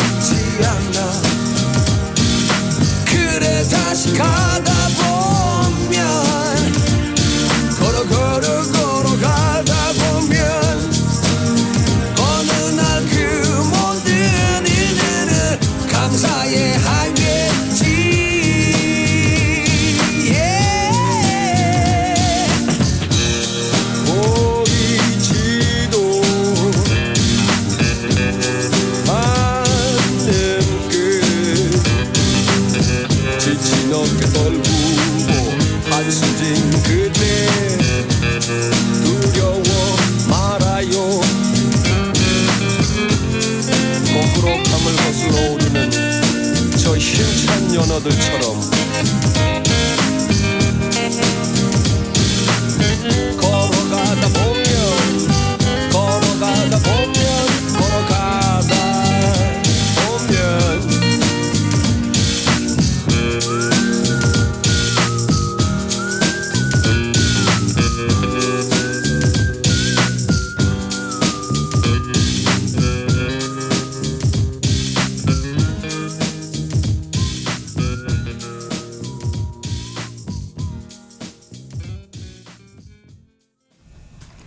오늘의 발견에 이어서 강산의 거꾸로 강을 거스러 오르는 저 힘찬 연어들처럼 들으셨습니다. 김수환의 시사는 언제나 청취자 여러분의 관심과 참여 기다립니다. 오늘도 청취자분들 의견 계속 보내주고 계시는데요. 청취자 이슬님, 모두가 행복해지는 날이 왔으면 좋겠습니다. 이렇게 문자 주셨고요. 5571님, 이 땅의 약자, 소외된 이들이 마음껏 꿈을 펼칠 수 있는 세상이 얼른 와야죠. 김혜지 의원처럼요. 이렇게 문자 주셨습니다. 감사합니다. 그냥 존재만으로도 많은 사람들한테 감동을 주는 사람들이 있습니다. 김혜지 의원이 그러지 않았나 싶습니다. 그리고 물론 모든 의원이 다 똑같을 수는 없겠죠. 뭐 어떤 의원은 거칠게 따지기도 하고 또 논쟁을 벌이기도 하고 그런 게 또 어찌 보면 국회란 공간이니까요. 그렇긴 한데요. 김혜지 의원 태도를 보면서 다른 국회의원들도 좀 배웠으면 어떨까. 이렇게 존중해 주면서도 많은 사람들한테 감동을 줄 수 있는 것이구나 이런 생각을 해봤습니다. 정치인들도 많이 자극받았을 거라고 믿고 싶네요. 네, 청취자분들 의견 정말 고맙습니다. 계속해서 문자 많이 주십시오. 저희가 추첨해서 당첨된 분들께 모바일 쿠폰 선물로 드리겠습니다. 참여하실 문자 번호는 샵9730이고요. 짧은 문자 50원, 긴 문자는 100원의 정보 이용료가 부과됩니다. 콩 게시판 KBS 라디오 유튜브 채널을 통해서도 무료로 참여하실 수 있습니다.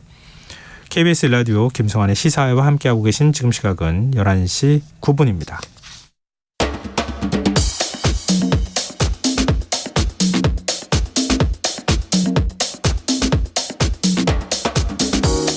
오늘 일어난 세상 곳곳의 소식들 당일 배송으로 전해드립니다. 밤참 뉴스 이현경 뉴스캐스터 나와 계십니다. 안녕하세요. 네, 안녕하세요. 대구 재활용 공장에서 불이 났는데 네. 옆에 있는 공장까지 막 번지면서 한때 상당히 상황이 심각했다면서요. 네, 게다가 공장 밀집 지역이어서 공장과 공장 사이 간격이 굉장히 좁은 데다가 네. 샌드위치 패널로 만들어져 있는 또 샌드위치 지역이어가지고 패널. 네. 지금 상황이 좀 심각했는데요. 조금 지금 초진에 성공했다는 소식이 들어왔습니다. 이 불은 오늘 오후 5시 24분쯤에 대구 중리동에 있는 재활용 공장에서 불이 났는데요. 다행히 아직까지 인명피해는 없는 것으로 파악이 됐고요. 5시 24분에 불이 발생을 했는데 소방당국에서 5시 31분에 대응 1단계, 47분에 대응 2단계 수위를 올렸고 이후에도 불길이 거세지면서 전국의 당번 소방력의 5%를 동원하는 동원령 1호 그리고 대구 소방 인력을 모두 동원하는 대응 3단계를 발령을 해서 불을 진압을 했는데요. 굉장히 상황이 심각했군요. 네. 일몰 전에 헬기 5대를 동원했는데 해가 지면서 철수하면서 진화 작업에 더더구나 애를 먹었습니다. 소방 동원력이라고 하는 거는 대형 화재나 사고, 재난 이렇게 긴급 상황이 발생했을 때 부족한 소방력을 다른 지역에서도 지원하는 건데요. 네. 그만큼 심각하다고 볼 수 있겠죠. 대구경찰에서도 화재 진압을 위해서 경력 160여 명을 투입을 한 상황이고요. 대구경찰청장과 대구 서부경찰서장이 현장에서 직접 경력을 지휘했다고 합니다. 불이 발생한 지 3시간 40여 분 만인 오후 9시 10분께 초진에 성공을 하면서 소방 동원령은 해제가 됐고요. 네. 대응 단계를 2단계로 하향을 했습니다. 근데 안타깝게도 화재 진압에 나섰던 소방대원 2명과 경찰관 1명이 유리 파편에 맞는 등 경상을 입기도 했습니다.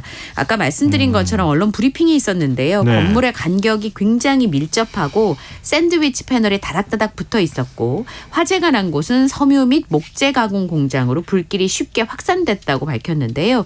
잔불 정리가 마치고 나면 이제 원인을 규명하는 작업에 들어가게 될 텐데 네. 목격자들의 얘기를 좀 들어보면 펑 하는 소리가 들려서 폭발 사고가 난 줄 알았다. 라고 했다는 겁니다. 네. 이 폭발음이 들렸다는 목격자들의 얘기가 많았고요.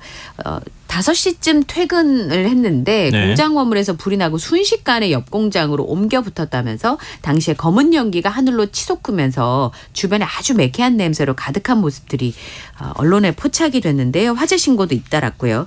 그리고 화재로 인한 폭발음이 일대에 최소 7번에서 8번 정도 퍼졌다라고 하는 그 목격자들의 얘기가 있었습니다. 그래서 이게 뭔가 펑 했다면 뭔가 폭발을 하거나 터졌다는 그러게요. 얘기인데 예. 지금 말씀드렸던 것처럼 여기가 섬유공장 근처란 말이죠. 목재공장. 네. 원인 규명은 해봐야 되겠습니다만 어쨌든 안전 그 문자 메시지를 보내서 화재 인근 주민들이 화재가 발생한 현장 인근에 있는 주민들이 외출을 자제하는 등 유의해달라는 당부 문자까지 보내진 상황입니다. 대구에서 자꾸 큰 불이 나요. 지난번에 지난번 네, 맞아요. 재래시장에서 또 불이 나기도 하고 그래가지고 네. 많은 분들이 좀 안타까워 그랬었는데 다행히 3시간 40여 분 만에 큰 불은 잡았다 이런 소리가 들리는데 근데 완전히 진화했다는 얘기는 아직 아니어서 네. 좀 상황을 지켜보기로 하고요. 어젯밤에 또 강원도 속초에서 청년몰 20개 점포가 모두 전소되는 불이 났어요. 네, 꿈도 타버린 게 아닌가 싶은 생각이 좀 드는데요. 네. 어제 오후 10시 34분에 속초시 중앙동에 위치한 청년몰 겟베스트에서 화재가 발생해서 오늘 새벽에 완진이 됐어요. 오늘 새벽 2시 20분에 완진이 됐는데 네. 이 청년몰 점포 14개 2층이 큰 카페를 쓰는 건물이 있었는데 거기까지 완전히 전소가 된 상황이었습니다. 이 진화 작업에 197명이 동원됐고요. 장비가 31대가 출동을 해서 지금 이제 합동 조사 기관들이 움직여서 원인을 지금 찾고 있는데요. 인명 피해는 없었습니다. 그런데 14개, 1층에 있는 14개가 전소가 됐고 2층에 카페 한 곳이 다 전소가 된 상황인데요. 여기가 2020년에 오픈이 됐습니다. 근데 여기가 만 39세 이하의 지역 청년 일자리와 창업 기회를 제공하기 위해서 만들어진 공간이었고 공실도 있었는데 14개 점포가 운영 중에 있었습니다. 근데 이 건물이 원래는 그 철거를 할까 아니면 리모델링을 할까 계속 고민을 하던 건물이었기 낡은 때문에 건물이었던 모양이에요. 예, 그래서 네. 시에서는 계속 철거를 하려고 했었어요. 그런데 이게 보존할 필요가 있다라는 얘기가 있어서 네. 이제 이렇게 리모델링을 해서 청년 사업가들이나 청년 창업가들이 들어올 수 있도록 만든 곳이었는데 굉장히 안타깝습니다. 예. 이렇게 좀 낡은 건물이고 그러니까 다른 상점들은 많이 상대적으로 좀 들어오지는 않고 그래서 차라리 청년몰로 활용해서 리모델링 해가지고. 예, 그래서 다른 이제 관광객들도 좀 끌어들이고 그러면 이제 주변 상권도 좋아지고 그러잖아요. 네네. 근데 이 청년 상인들 어떡 합니까? 이게 다 너무 불타버렸는데. 이게요. 너무 시기가 애매모호한 게 사실 여기 들어오신 분들이 10년 동안 직장 다니면서 모은 돈으로 창업을 했던 그런 청년 사업가들이 많이 있었어요. 그 다 거의 여기다 투자한 거예요. 그리고 나이가 다 젊어요. 35살 전후고요. 그 공모 사업을 통해서 2020년 즈음부터 들어왔는데 2020년에 코로나 있었잖아요. 네. 그러니까 오픈하고 나서 보통 카페, 푸드 코너, 공방 이런 것들을 운영하는 곳이니까 코로나 때 너무 어려웠던 거예요. 근데 그 시기를 예. 어떻게 힘든 나날을 보내고 그 터널을 지나서 이제 여름 성수기가 앞두고 있으니까 또 많이들 찾으실 거잖아요.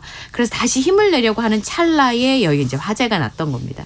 사실 이런 가게를 운영하시는 분들은 한 달 벌어서 한 달 사시는 분들이 굉장히 많잖아요. 그렇죠. 게다가 첫 창업이기 때문에 굉장히 애착이 많을 수밖에 없는데 굉장히 황망해하는 상황이고요. 아까 말씀드린 것처럼 지금 이제 문제가 뭐냐면 네. 여기를 다시 오픈할 수 있을 것인가. 이제 이게 문제예요. 그러면 굉장히 건물도 낡은 데다가 네. 여기서 화재까지 났으니까 네. 건물 구조 안전성에도 문제가 있을 거 아니에요. 예, 그렇죠. 그러면은 어떻게 해요?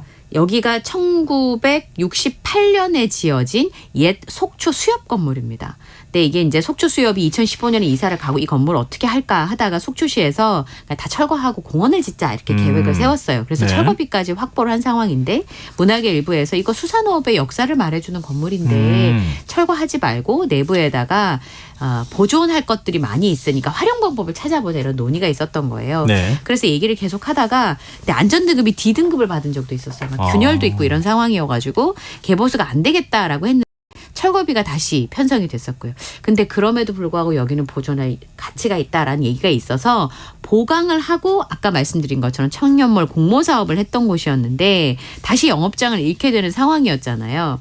그러면 여기를 이제 다시 지어서 아니면 보수를 해서 물론 재원도 문제고요. 그때까지 여기 입점하신 분들이 기다릴 수 있을지도 걱정이긴 합니다만 안전도 문제 때문에 다시 개업을 할 수 있을지 쉽지 않을 것 같은데요. 예, 그러다 보니까 예. 그럼 이 청년들이 갈 데가 없잖아요. 예. 게다가 2층은 굉장히 큰 건물로 이제 카페를 쓰고 있었는데 예. 다른 데는 청년몰 입주자들이었으니까 시 지원금을 받아서 운영을 했었는데 2층 카페는 다 민간 자본인데 15억 가까이 들었대요. 인테리어 하면서. 네.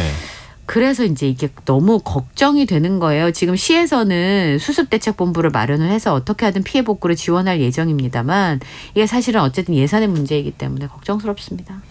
투자금까지 보상해주기는 어려울 거 아니에요. 그렇죠. 예를 들면 다른 공간을 내주고 이쪽에 와서 장사를 하라고 해줄 네. 수는 있겠지만 뭐 그리고 일부 지원금을 줄 수는 있겠지만 그동안에 거기다가 쏟아부은 뭐 노력까지는 아니더라도 투자금이나 이런 거 시선이나 이런 것까지는 보상하기가 어렵죠. 그럼 이걸 또 다시 돈을 마련해야 될 텐데 좀 걱정이네요. 그렇죠. 금융지원이나 이런 것들도까지 좀 관심을 가져주셨으면 좋겠습니다. 네. 자, 다음 뉴스로 넘어가 보겠습니다. 서울 지하철 1호선 신도림역에서 여성 승객이 인파에 밀려 넘어지는 일이 있었어요. 네. 만원 지하철 인파에 밀려서 여성 승객이 넘어졌는데 오늘 오전 8시 20분에 1호선 신도림역에서 하차하던 승객이 여성 승객이었는데 인파에 밀려서 넘어졌습니다. 네. 용산행 급행열차에서 내리다가 넘어져서 어지럼증을 호소했는데요. 현장에 119 구급대가 출동을 해서 응급처치하고 병원으로 이송을 한 상황입니다. 신도림역은 아시다시피 엄청나게 많은 맞아요. 출근 인파가 네. 몰리는 시간입니다. 특히 8시 20분이니까 게다가 철도노조 지금 태업 여파 때문에 열차 운행이 지연이 되면서 인파가 더 많이 몰렸던 상황이었어요.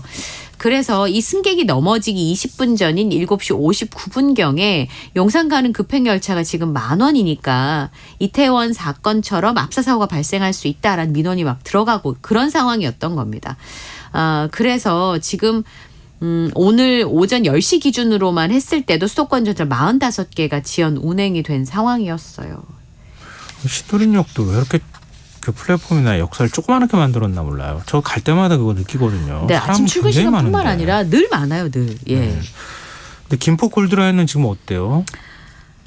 여기는요, 오늘 오전 7시 30분께도 김포공항 방향으로 걸포 북변역에서 김포 골드라인을 타고 가던 20대 여성이 호흡곤란하다 그러면서 신고를 한 일이 접수가 됐습니다. 버스 전용차로 만들고 뭐 뭐죠? 새로운 앱으로 부를 수 있는 네. 그런 교통수단도 뭐 지금 그 운행을 들어간다고 그러고 대책을 많이 냈잖아요.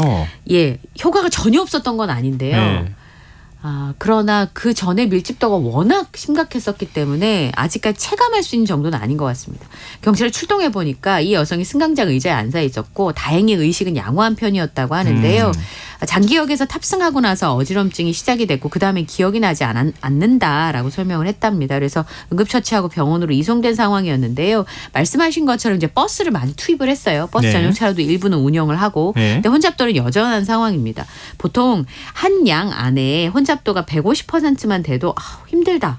불편하다란 말이죠. 그런데 김포 골드라인 그 전동차 한 칸의 정원이 172명이었는데 이 발표를 보면 대도시권 광역교통위원회가 지난달 26일에 발표한 걸 보면요. 5월에 평균 208%였어요. 그러니까 2배가 넘는 사람이 탔다는 얘기잖아요. 네. 그리고 이제 혼잡 완화 대책을 이행하고 나서 332명으로 줄었습니다. 그러니까 203%에서 193%로 개선이 됐다는 거예요. 네. 그래도 힘들다고 하는 150%보다 훨씬 많은 사람들이 타고 있었기 때문에 이게 지금 해결이 안 되고 있습니다. 조금씩 혼잡도는 나아지고는 있지만 너무 그전에 많은 사람들이 타고 있었기 때문에 그 시민들이 체감할 수 있는 정도는 아닌 것 같아요. 지금 아침 출근 시간에 버스 운행 횟수를 기존의 41번에서 65번으로 확대를 하고 대규모 아파트 단지에서 바로 출발하는 노선도 마련하고는 있습니다만 네. 승객들의 입장에서는 혼잡도는 심하지만 지하철은 시간을 지켜주잖아요. 근데 버스는 혼잡도가 조금 덜하다고 하더라도 그 문제가 해결이 안 되니까 여전히 혼잡도는 굉장히 심각한 상황입니다. 좀 시간이 더 필요하겠네요. 그러니까 대책은 더 필요할 것 같고요. 네, 어떻게든 조금씩이나마 혼잡도를 줄여가야죠. 예. 네. 지금 여러분께서는 KBS 1라디오 김성환의 시사야와 함께하고 계십니다. 밤참수 계속 이어가겠습니다. 전북 남원시에서 때 아닌 춘향이 영정을 두고 시끄럽다고요? 예.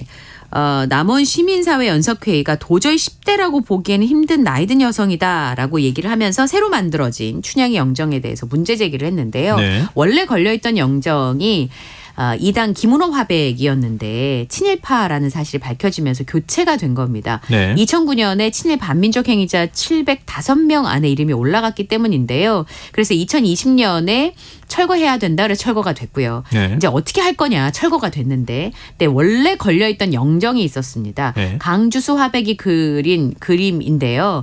최초의 춘향이 영정이죠. 이걸 다시 걸자라는 의견이 있었고 반대로 새로 그리자라는 의견이 있었습니다. 그런데 이전에 강화백이 그린 그림이 조선시대 의상이라고 보기에 좀 어려웠다는 거예요. 1930년대의 의상이었기 때문에 네네. 그러면 새로 그리자라고 결론을 내리고 김현철 화백에게 새로 제작을 의뢰해서 지금 이제 걸려있는 영정이 공개가 됐는데요. 시민단체들이 춘향의 모습을 제대로 표현하지 않았다라면서 교체를 요구하고 있습니다. 왜냐하면 저도 그 영정을 그랬길래. 봤는데 네.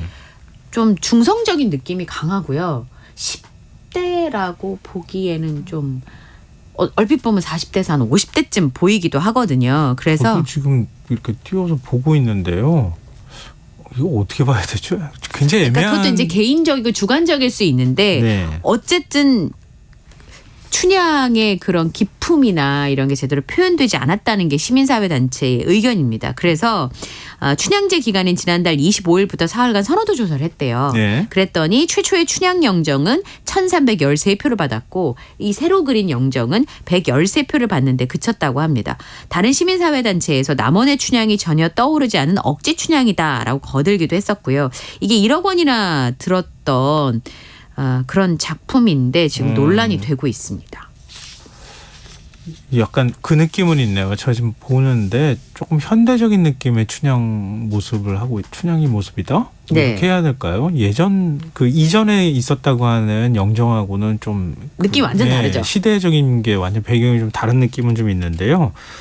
작가는 뭐라고 얘기합니까? 네, 이 영정을 그린 김현철 작가가 새 춘향 영정이 판소리 완판본인 연려 춘향 수절가와 경반본인 춘향전의 첫 대목에 등장하는 단어를 맞아서 몸단장을 한 채 그네를 타기 위해서 나오는 17세 안팎의 18세기 여인상을 염두에 두고 그렸다라고 밝혔답니다. 네. 그래서 이제 영정 제작을 위해서 이제 참고하기 위해서 남원 소재 여자고등학교에서 추천받은 여학생 7명의 모습도 참조를 했고요. 그리고 복식 같은 경우도 머리 모양, 저고리, 치마, 신발, 놀이개 이런 것들도 복식 전문가의 고증과 자문을 거쳤다고 덧붙였습니다. 그러니까 아까 말씀드렸던 앞서 있었던 춘향 영정은 1930년대 유행한 복식 형식을 띠고 있고 근데 지금 입은 그 복식은 18세기에 출토된 유물을 근거로 해서 그린 그림이라고 하네요. 그리고 남원시에서도 17세 안팎의 여성을 모델로 그렸다라고 거들긴 했습니다만 여전히 논란이 좀 있고요. 이게 이제 넉 달 만에 그려진 그림이고 남원시의 위탁을 받은 남원문화원에서 제작을 주도한 것으로 알려졌습니다. 지금 고등학생을 모델로 해서 그렸다는 겁니다. 그랬다는 거잖아요. 네. 고등학생이 나이를 먹은 겁니까? 아니면 그림을 나이 먹게 그린 겁니까? 지금 헷갈리는데요. 참 어렵습니다. 예. 참.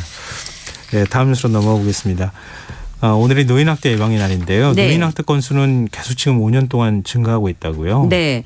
지난해 전국에 37개 노인보호 전문기관이 접수한 노인학대 신고 현황에 2만 건 가까운 신고가 접수가 됐는데 전체의 35%인 6,800여 건이 학대 사례로 판정이 됐습니다. 근데 여기 중에 중요한 부분은 재학대 사례가 817건으로 그 전해보다 10%가 넘게 늘었는데 최근 5년만 보면 70% 가까이 증가를 했고요. 학대 장소로 제일 많은 데는 여전히 가정이었습니다. 전년과 비교해서 가정 내 학대가 조금 줄어들었습니다만 네. 생활시설은 20%가 넘게 늘어난 상황이었고요. 학대를 한 주체는 전년에 비해서 배우자가 자식보다 많았는데 이런 추세가 계속 강화가 되고 있다고 합니다. 이유는 노인 부부만 사는 가구가 늘어나고 있기 때문에 부부 간에 서로 돌봄의 부담이 커진 게 원인으로 지목이 되고 있습니다. 학대 유형은 정서적, 신체적 학대가 대부분을 차지하고 있고요. 피해 여성이 남성에 비해서 3배나 넘게 많은 것으로 나타났습니다. 근데 노인 학대의 다수가 가족에 의해서 이루어진다는 점에서 조기 발견하기가 어렵고 피해자를 보호하기가 여러모로 굉장히 어렵습니다. 또 아동학대와 달리 지방자치단체 차원의 사후관리도 굉장히 미흡하다는 게 문제인데요. 그래서 복지부에서는 노인학대를 막기 위해서 주변에서 혹시라도 네. 그런 사항을 보게 되면 네. 신고하는 것이 굉장히 중요하다라고 밝혔는데 지금 재학대의 사례가 전체 6,800여 건 가운데 817건이잖아요. 네. 이 재학대를 막기 위해서는 학대가 한번 이루어졌다면 이후에 모니터링 과정도 굉장히 중요한 부분이 되겠습니다. 네. 자, 마지막 뉴스입니다. 국내에서 말라리아 환자가 급증하고 있다는 소식이 있어요. 예, 좀 따뜻하다 보니까 모기가 네. 빨리 활동을 한 데다가 예. 코로나 이후에 굉장히 바깥 활동이 많아진 시기이기 때문에 그런 건데요. 지난해 같은 기간보다 3.3배가 많은 117명으로 확인이 됐습니다. 국내 발생이 137명, 작년보다 3배가 늘었고요. 네. 해외 유입을 포함한 게 5.1배가 급증을 했습니다. 지역별로는 경기가 제일 많아요. 67.2%, 네. 인천, 서울, 강원도의 순이었는데 경기도에서는 6월 1일 날 파주시와 김포시에 말라리아 경보를 발령한 바 있습니다. 아시다시피 모기가 물어가지고 전파되는 감염병인데요. 매년 한 400명 정도 수준의 환자가 발생하는데 90% 이상이 4월에서 10월 사이에 발생을 하고요. 올해 봄철 평균 기온이 13.5도로 굉장히 따뜻해서 예년보다 모기 활동이 활발해진 것으로 보고 있고요. 또 해외 활동 여행 많이 가시잖아요. 네. 바깥 활동이 많아지면서 환자 수가 늘어난 것으로 보고 있습니다. 우리나라 기온 하나 때문에 더 점점 이렇게 더워진다 그러면은 더 기승을 부릴 가능성이 있어 좀 걱정되네요. 네. 자, 오늘 밤참수 여기까지 하겠습니다. 지금까지 이영경 뉴스캐스터와 함께했습니다. 고맙습니다. 감사합니다.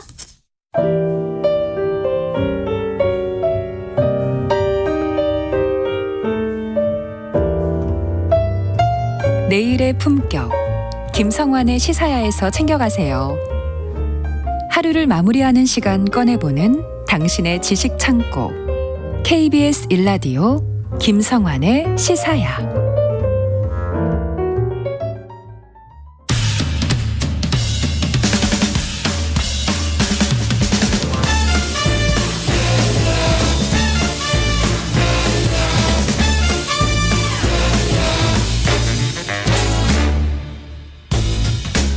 흥미로운 공연을 소개해드리는 일상 속 활력을 찾아내는 시간.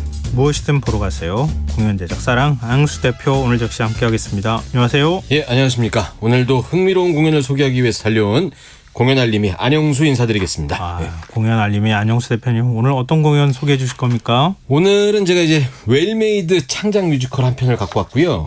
이 작품이 그 아주 신명나는 작품이라서 네.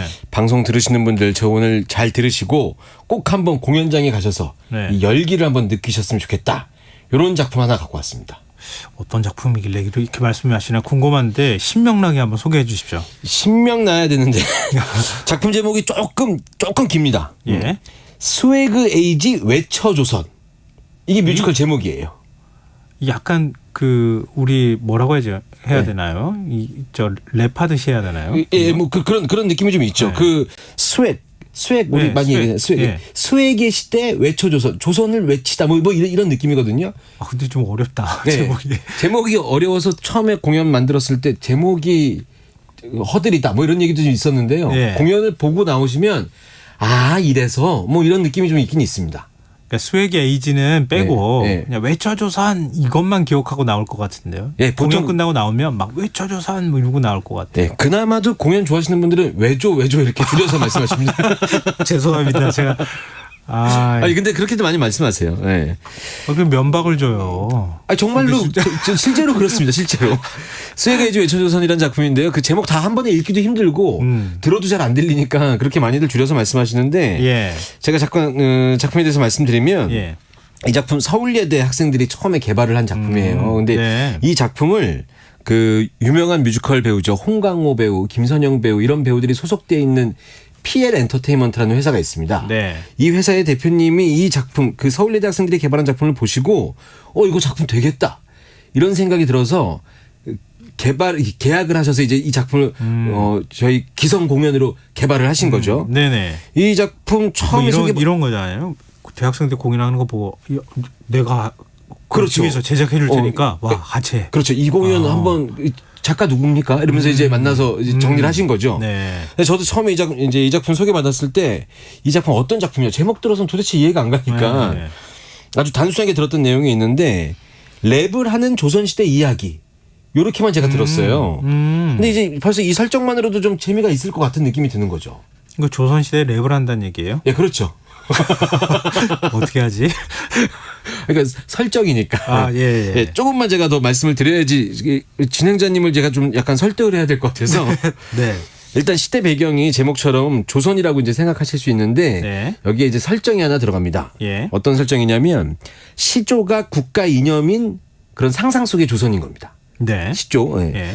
그러니까 이제 백성들이 삶의 고단함이나 역경 같은 게 있으면 시조에 담아서 훌훌 털어버리는 걸로 백성들이 행복을 느끼기도 하고 어려움을 이겨내기도 하는 그런 시대였던 거죠. 예. 근데 이제 공연에서 설정하고 있는 시대, 이 시대의 15년 전 어느 날 영모 사건 때문에 이 백성들이 시조 활동을 하는 걸 금지시켜버린 거죠. 예. 백성들이 낙이 없어지는 거잖아요. 그렇죠. 백성들이 이제 자유도 없고 네. 행복도 없고 불행하게 살 수 없게 되는 그런 설정이 일단 여기까지가 배경입니다. 이게 조선시대기 같지가 않은. 조선시대도 그런 시대긴 하죠. 왕조시대니까. 조선시대 살진 않았지만 충분히 그럴 수 있을 것 같은 시대잖아요. 이제 아마 진행자님께서는 벌써 이 작품의 어떤 결을 눈치채신 것 같은데 제가 조금 더 설명을 해드리면 네. 방송 들으시는 분들을 위해서 이제 마치 백성들의 눈과 귀, 입을 막은 것 같은 분위기, 백성들이 스스로의 이야기를 할 수 없는 시대, 우리의 어떤 한 과거의 역사를 반영한 듯한 이제 그런 시대를 설정하고 있는 거죠. 우리가 그런 시대를 이제 길게 겪었잖아요. 예, 진행자님께서는 혈기왕성하실 때 자꾸 뭐 우리의 역사였으니까요. 예. 그럼요. 네. 예. 자꾸 제가 나이가 들어가는 것 같아가지고 자꾸 그렇게 얘기하시니까. 이제 막 대학 졸업하셨다고 알고 있겠습니다. 예, 맞습니다. 네. 알겠습니다. 예, 말씀드린 그런 조선에서 내용을 좀 설명을 해드려야 될 것 같아서. 네.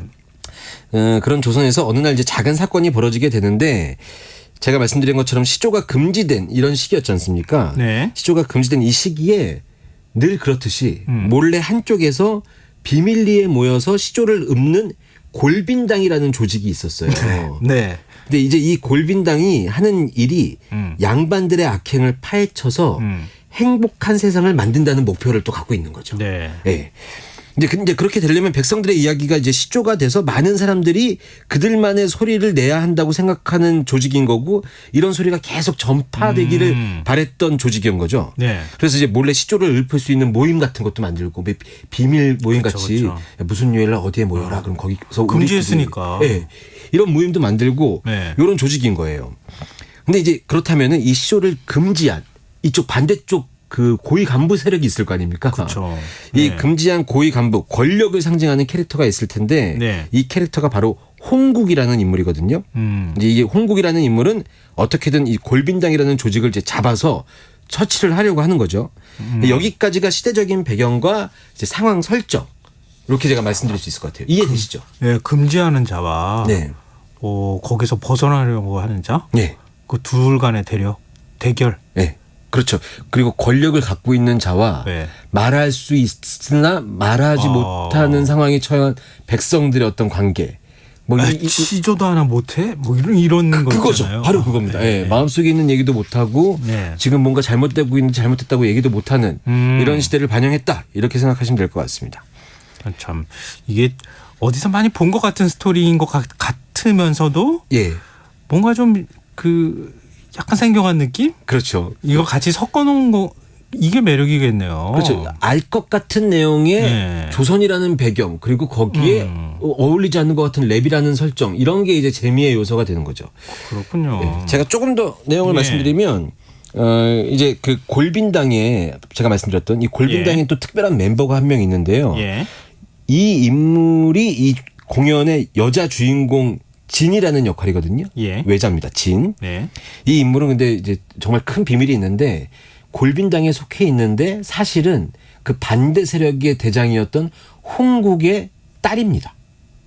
이런 예. 설정 예, 충분히 예. 이해되시죠? 예. 네. 근데 이제 공연 때 보면은 알 것 같은데 보면 놀랍니다. 네. 그래서 이제 본인의 신념 때문에 아버지의 뜻을 따르지 않고 몰래 골빈당의 멤버로 활약을 하고 있는 거죠. 그리고 이제 이 극의 또 다른 주인공, 남자 주인공 단이라는 인물이 있는데 이 인물 역시 그 홍국과 아주 특별한 원한 관계가 있는 인물입니다. 네. 그래서 이제 홍국은 이 골빈당을 잡아야 되니까 예. 홍국이 묘수를 내죠. 15년 동안 금지시켰던 이 시조를 예. 백성들이 할 수 있는 기회를 마련해 주는 거예요. 그게 바로 이제 조선 시조자랑입니다. 네. 전국 노래자랑 비슷한 조선 시조자랑이 펼쳐지게 되는 거죠. 네. 이 대회를 통해서 이제 그 시기에 있던 조선 시대에 있던 시조꾼들을 다 모이게 하고 그동안 못했으니까 시조 네. 네. 다 모이게 해서 그때 당연히 모일 거라고 생각했던 이 골빈당을 오게 되면은 잡아넣겠다 이런 묘수를 쓴 거죠. 그렇군요. 이건 미끼를 던진 거네요. 그렇죠. 근데 그 미끼대로 골빈당은 참여하게 되고 골빈당은 홍국의 본인들을 불렀다는 걸 알면서도 그 자리에 참여하게 되죠. 그래서 공연은 이제 홍국과 골빈당이 만나면서 예. 아주 대단한 일들이 벌어지기 시작합니다. 여기까지만 제가 그것까지는 얘기하면 안 될 것 같고. 요때부터 이제 뭐 드라마가 확 또 전개가 되는 거죠. 지금 랩을 하는 거라고 했잖아요. 예. 시조를 랩을 하는 겁니까? 맞습니다. 실제 시조를? 실제 시조는 아니고요. 그건 아니고요. 예. 이제 그 시대의 시조를 랩처럼 표현하는데 거기에 있는 사람들이 다 랩을 하는 건 아니고 시조를 시조답게 하고 있었는데 아까 말씀드렸던 그 남자 주인공 단이라는 사람이 왜 시조를 다 이런 식으로 하냐. 예. 자기만의 스타일이 있는 건데 스타일이란 표현은 안 쓰지만 그러면서 단이라는 사람이 이제 그 시조를 읊는데 너무 세련되고 보기에 놀라울 정도로 전달이 잘 되고 뭐 이런 장면이 있습니다. 그래서 제가 오늘 첫 번째로 갖고 온 노래가 이 골빈당이 재미있게 그리고 유쾌하게 양반들을 풍자한 넘버가 있거든요. 이것이 양반노름 이게 노래 제목이거든요. 넘버 제목인데 이 넘버가 아주 유쾌하고 가사 전달도 잘 되고 후킹이 되는 부분이 있어요. 그래서 그 오웨오라는 부분이 있습니다. 들으시면은 오웨오 이렇게 되면 유치한 것 같은데 노래 속으로 들으시면 아마 딱 꽂히실 겁니다. 그리고 안무도 너무 재밌어서 관객분들이 굉장히 좋아하셨던 그런 넘버인데 한번 들어보시면 좋을 것 같습니다. 막 궁금해요. 네. 자, 듣고 오겠습니다. 네. 어허이 길을 열어라 홍단날이 행차요 뒷짐지고 배 내밀어 콧구녕을 활짝 펴 골반을 튕기면서 멋지게 걸어봐 수염은 길게 빼고 상투를 꽉 조여 눈썹은 8팔자 우아한 팔자걸음 모두가 손가락질 한다 해도 고개를 높이 들어 모두가 헛구역질 한다 해도 얼굴을 들이밀어 센 척은 기본 허리는 안 굽혀 노리는 것만큼 책임은 안 지네 오웨오 오웨오 오웨오 오웨오 그래 자식 그게 나 오늘도 양반 걸음 오웨오 오웨오 오웨오 오웨오 양반이지 그래 나 오늘도 양반 노름 오웨오 이야 좋구나 자 우린 항상 조심해야 한다 그럼 이제 제대로 놀아보자 자 언능 모이소마 양반 중인 천민 노비할 것 없이 모두 모이소 지금부터 저자 최고의 놀이 양반 노름이 시작됩니다 뒷짐지고 배 내밀어 콧구녕을 활짝 펴 골반을 튕기면서 멋지게 걸어봐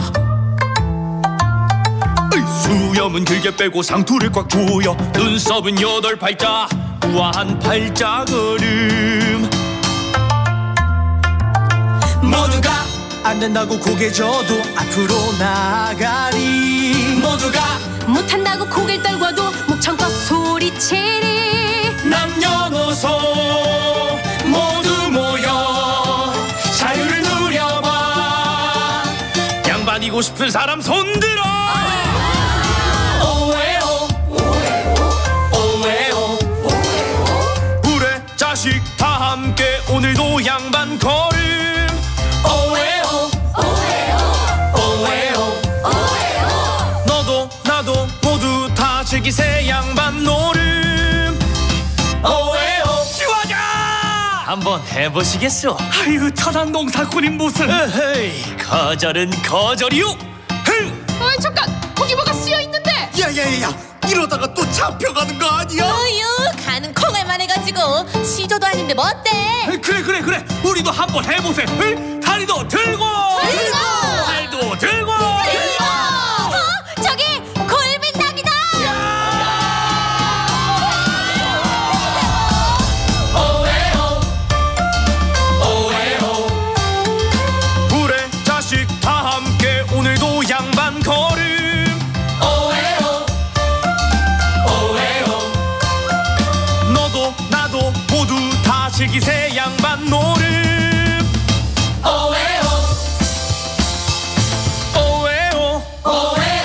오에오 불의 자식 다 함께 오늘도 양반 걸음. 오에오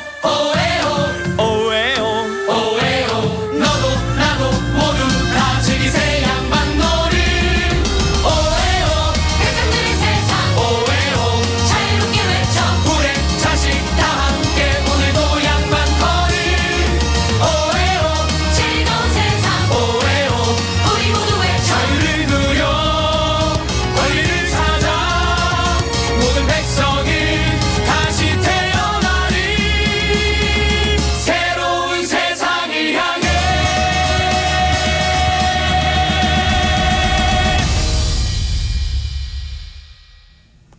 뮤지컬 스웨그의 이집 외쳐조선 가운데 이것이 양반 노름이라는 넘버 양희준, 김수아, 이창용 배우 목소리를 함께 들어봤습니다. 노래가 정말 좋은데요. 이거는 이렇게 말씀하실 게 아니라 방송 들으시는 분들과 함께 오에오 이거 한번 같이 해야 됩니다, 사실. 그래서 여의도 일대에서 오에오 이게 다 나가. 오에오. 저 정확해요. 저 앞에 욕 같은 것도 하나 있는데 할 수는 없고. 이게 가만히 이렇게 하고 있을 게 아닌데 말이죠. 보이는 라디오 왔는데 오에오 이렇게 하면 되는데. 한동안 이거 엄청 외치고 다니셨다면서요. 네, 공연 끝나면 나가시는 관객들한테 오에오 이러면서 계속. 그러면 다 그렇게 반응을 해줄. 웃으시면서. 제가 이제 공연 때 싱어롱 그 이벤트가 있어갖고 공연 시작하기 전에 이 목에다가 싱어롱 안내원이라고 걸고요. 객석에 돌아다니면서 오에오 이거 연습시키고 막 그랬었습니다. 아니 그런 면에서 탁월한 재주가 있으시니까. 네, 나서는 거 좋아하고 관객들이 이렇게 웃고 있으면 좋아하니까. 그걸 맞아요. 전 그게 좋더라고요. 그러니까 공연 사실은 아까워요. 그냥 제작사 대표하기에는 제가 볼 때는. 돈만 많이 벌. 배우 오디션 한번 알아보도록 하겠습니다. 근데 이렇게 신나는 분위기인데 이게 시작이 불과해요. 그 아까 제가 그 전국 노래자랑처럼 조선 시조자랑 말씀드렸잖아요. 그것도 재밌겠어요. 전국 노래자랑처럼 이제 조선 시조자랑이 시작되는데 이때 한 몇 개 팀이 이렇게 참가하거든요. 이때 당시에 시조를 부르는 게 아니라 요즘의 식으로 잘 만들어갖고 아주 재미있게 이 구성을 해놨어요. 그래서 이 막 시작하자마자 관객들이 다 일어나서 막 춤을 추기도 하고 같이 그 호응도 하기도 하고 공연 본 다음에 내가 정말 응원하는 팀은 누구였다 이렇게 막 투표도 하기도 하고요. 그래서 재밌는 이벤트가 굉장히 많은 그런 공연입니다. 그러니까 공연 그 장면 하나만 보면 그냥 끝날 것 같아요. 저희가요. 신나고 배우들 그리고 앙상블들이 이렇게 같이 나와서 춤을 신나게 추는 공연이 많지가 않아져서 이런 공연을 보면은 막 같이 막 이렇게 흥에 겨워서 공연장 칠 때 뭐 공연에 감동을 받았던 웅장한 무언가를 느꼈던 중요하지 않고 나올 때는 모두 다 같이 오에오 이러면서 나오게 되는 그런 공연입니다. 근데 이게 굉장히 재밌는 마케팅도 있다면서요? 네, 제가 아까 말씀드렸던 그 응원전 여기 조선 시조자랑에 나오는 팀들을 응원을 하는 거예요. 이 공연의 주인공 골빈당이 어느 정도까지 갈 거 아닙니까? 근데 그것과 상관없이 여기에 참여하는 팀을 응원하는 그런 이벤트도 있고요. 뭐 노래를 같이 따라 부르는 씬도 있고 장면도 있고, 그러니까 그런 이벤트 날짜도 있고 그래서 예매 페이지 보시면 아마 많은 팁을 좀 받으실 수 있을 것 같아요. 근데 이런 공연이면은 관객들도 굉장히 좋아하고. 그럼 뭔가 상도 받았을 것 같은데요? 공연 처음 2019년 6월에 시작했는데요. 그때 예그린 어워즈에서 앙상블상 받고 그 다음에 한국 뮤지컬 시상식에서 남녀 신인상 받고 4회 한국 뮤지컬 대상 시상식에서 남녀 신인상을 받았는데 5회 시상식에서는 안무상이랑 작품상을 받고 남자 신인상 또 받고 그러니까 배우 작품에 관련된 상들을 거의 휩쓸었다고 해도 과언이 아닐 정도의 이런 작품인 거죠. 그러니까 뭐 단순히 뭐 흥만 있는 그런 공연이 아니라 작품성도 있다. 네, 인정받았다. 방금 전에 말씀드렸던 그 시놉시스 내용 보면 네. 마지막에 감동을 받을 수밖에 없는 내용으로 흘러갈 거라고 예상되지 않습니까? 그 백성들의 이야기를 할 수 있게 되는 분위기. 이건 뭐 감동이 오는 거죠, 뭐. 예. 요걸로 작품적인 상 받고 5회호로 배우상 받고 막 이렇게 가는 그런 작품이죠. 예.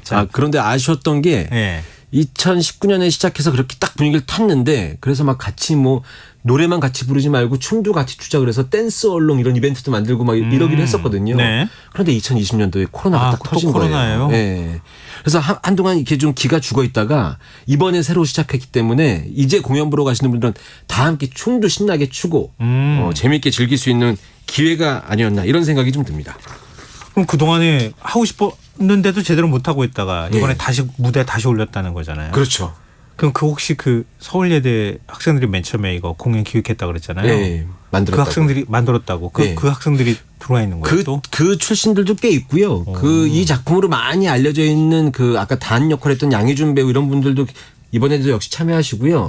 놀라운 것은 우리나라 배우가 웨스트엔드에서 여자 주인공을 맡은 처음 맡았던 배우가 김수아라는 배우거든요. 네. 이 배우의 한국 공연 첫 번째 작품이 바로 이 작품이에요. 근데 이 작품 끝나고 나서 뭐 아이다나 렌트나 하데스타운이나 이런 유명한 뮤지컬의 여자 주인공을 한 다음에 다시 이번에 이 김수아 배우가 다시 이 작품으로 돌아왔어요. 그러니까 아마 배우를 꿈꾸시는 분들도 이 작품을 보시면 저게 내가 갈 길인가? 이런 그리고 약간 바로 앞에 있는 롤모델을 보는 것 같은 기분이 들어서 꼭 한번 보셨으면 좋겠다는 추천하고 싶은 그런 작품입니다. 배우들도 대단하다 이런 말씀이신데요. 네.